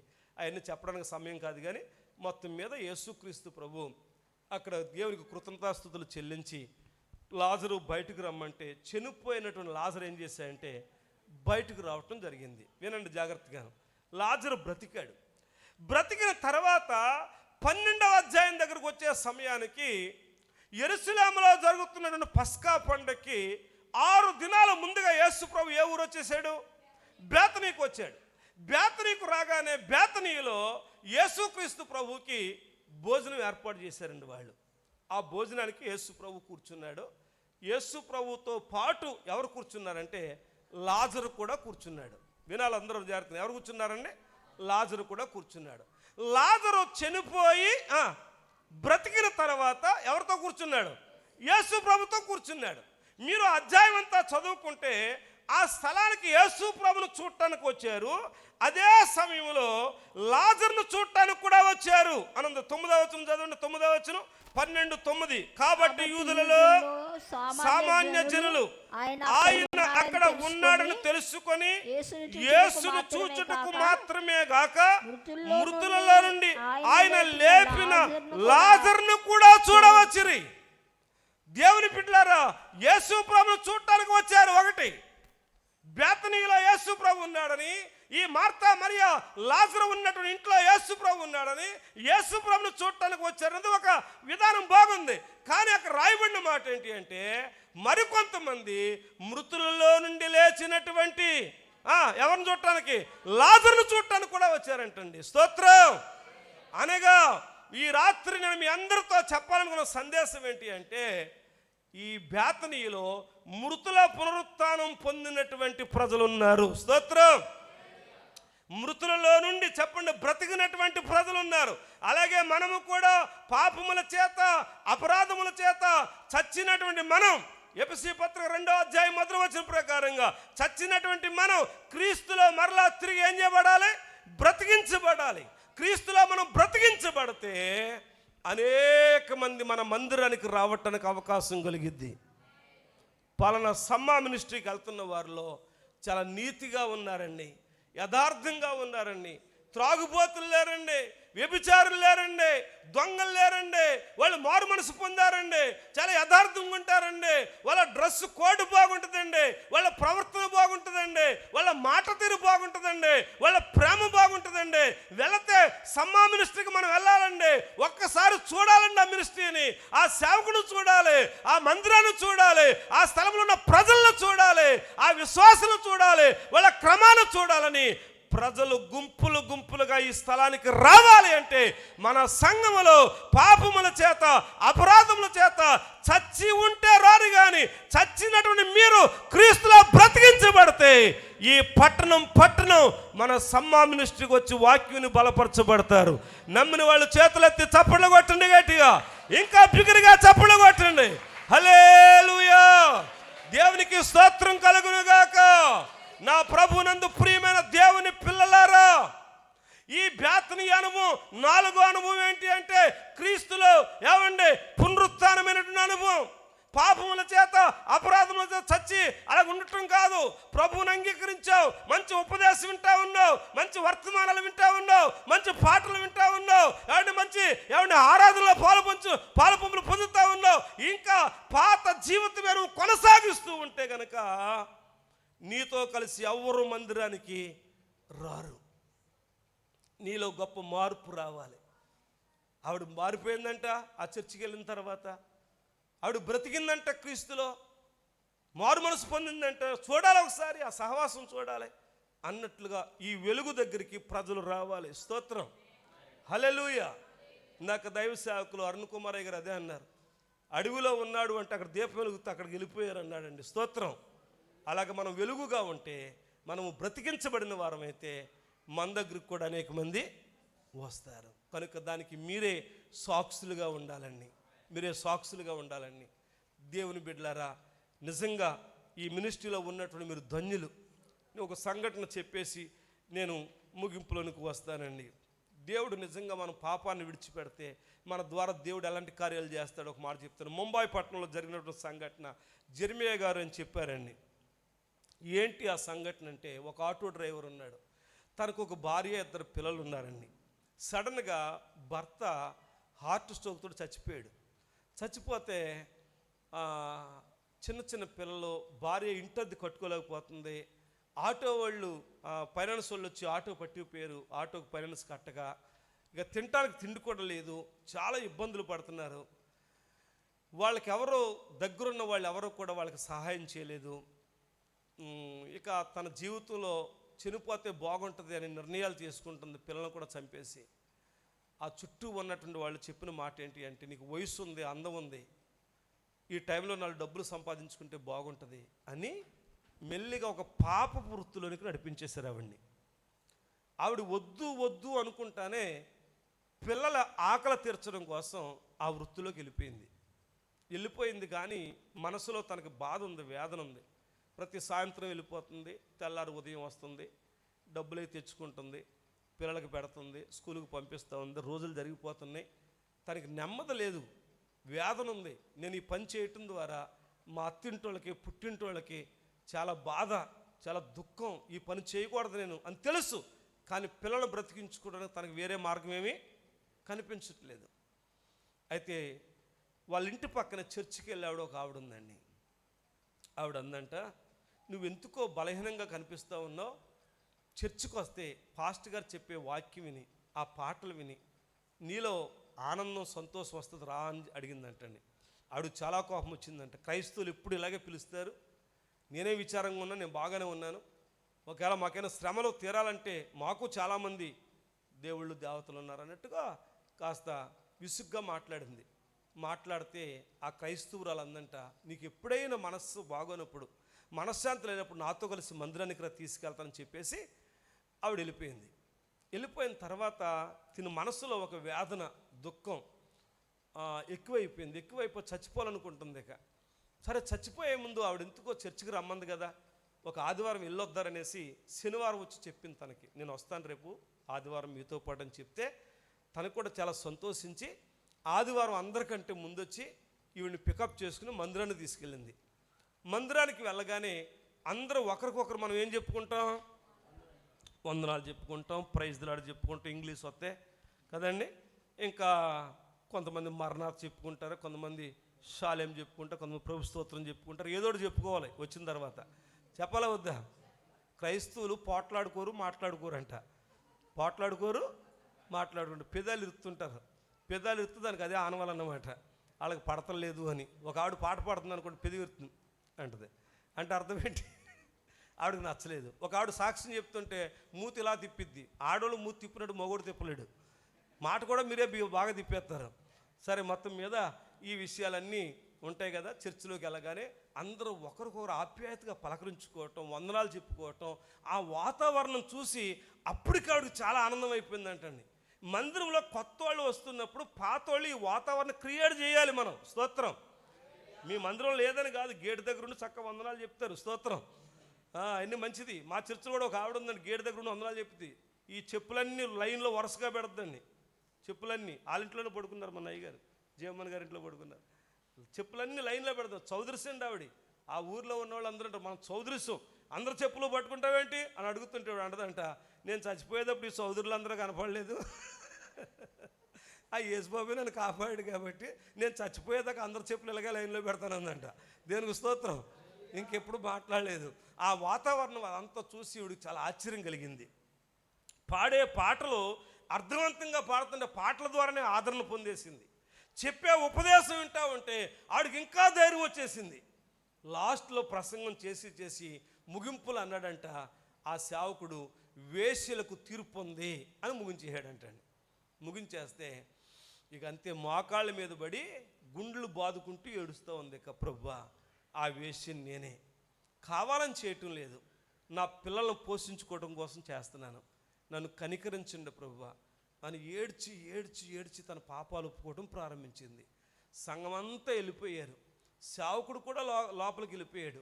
ఈవిని తీసుకొచ్చిన ఆవిడ మిగిలిపోయింది. మెల్లిగా ఆవిడ దగ్గరికి వెళ్ళి, అమ్మ ప్రార్థన అయిపోయింది, వెళ్ళిపోదాం రా అంటే, వెళ్ళిపోదాం కానీ ఇంతవరకు వాక్యం చెప్పిన పాస్ట్ గారు నేను ఒకసారి కలవాలందంటండి. కలవాలని చెప్పేదాడికి పాస్ట్ గారిని మరి పర్మిషన్ అడిగి, అయ్యా కొత్తగా ఒక ఆవిడని తీసుకొచ్చాను, ప్రసంగం వింది, పాటలు వింది, మీతో మాట్లాడాలంటుంది, మరి తీసుకురమ్మంటారంటే సేవకుడు తీసుకురమ్మంటే కూర్చుని చెప్పడం ప్రారంభించింది. అయ్యా, నా భర్త ఇలా చనిపోయాడు, నా చిన్న పిల్లలు, నేను తెలియనటువంటి టైంలో కొంతమంది ప్రలోభాలకు నేను లోబడిపోయి ఇలాంటి వృత్తిలోకి వెళ్ళిపోయాను. అయితే ఇప్పుడు అది తప్పు అని తెలిసింది నాకు, బయటకు రాలేకపోతున్నాను, ఎన్నోసార్లు రావాలనుకున్నాను, రాలేకపోయాను. కానీ ఇప్పుడు మీరు చెప్పిన మాటలను బట్టి అగ్నిగుండం ఉందని చెప్పారు, నరకం ఉందని చెప్పారు, అక్కడ కాలిపోతానని చెప్పారు, వేసులకు తీర్పు ఉందని చెప్పారు. ఆ తీర్పులోనికి రాకోకుండా నేను జీవంలోనికి వెళ్ళాలి, ఈ పాపం నుంచి బయటకు రావాలి, నేను బ్రతకాలి, నాకు సలహా చెప్పండి అని అడిగిందంటండి. దైవ సేవకుడు బైబిల్లో నుంచి కొన్ని వాక్యాలు చెప్పి, ఈ వాక్యాలు నువ్వు నమ్ముతున్నావా అని అడిగితే నేను నమ్ముతున్నాను అందండి.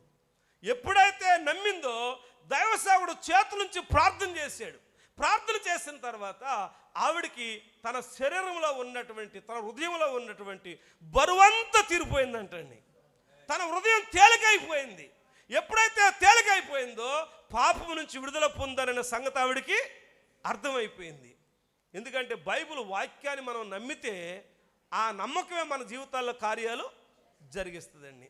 ₹1 ఖర్చు లేకోకుండా ఏమంటే తన పాపం నుంచి విడుదల పొందింది. విడుదల పొందిన తర్వాత అందంట, అయ్యా మరి నేను ఈ రాత్రి నుంచి ఇక ఆ తప్పుడు పనులకి వెళ్ళను, నా పిల్లల్ని ఎలా పెంచుకోను అని అడిగిందంటండి.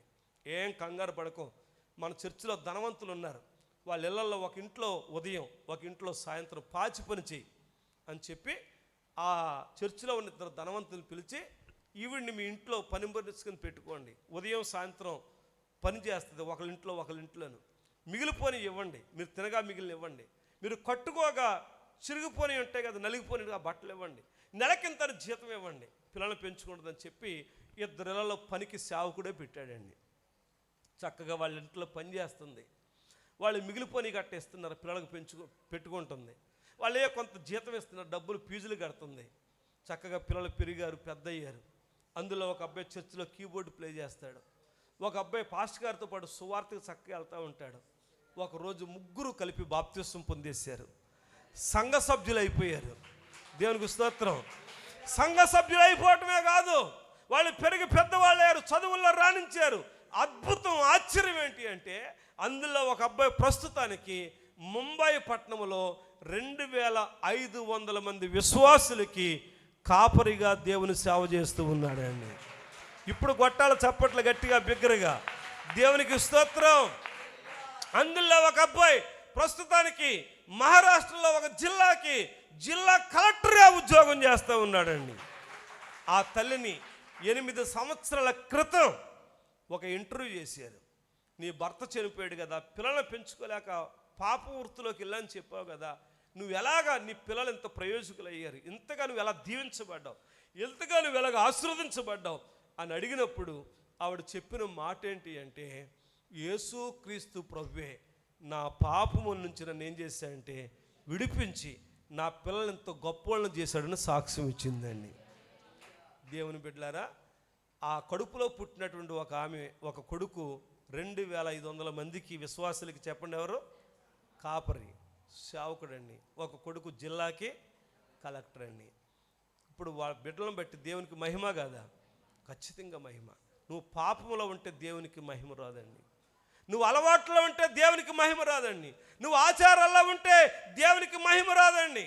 దేవుని బిడ్డలారా, నువ్వు మూఢనమ్మకాల్లో ఉంటే దేవునికి మహిమ రాదు. నిన్ను చూడటానికి ఎవరు రారు, నీతో మాట్లాడటానికి ఎవరు రారు, నీతో ప్రార్థన చేయించుకుంటే ఎవరు రారు, నిన్ను పలకరిస్తానికి ఎవరు రారు. నువ్వు క్రీస్తులో బ్రతికితే గనక, పాపంలో చనిపోతే గనక నీతో ప్రార్థన చేయించుకోవాలని ఆశ కలిగిద్ది, నీతో పాట పాడించుకోవాలని ఆశ కలిగిద్ది, నీ పక్కన కాసేపు కూర్చోవాలని ఆశ కలిగిద్ది, నీతో కాసేపు మాట్లాడాలని ఆశ కలిగిద్ది.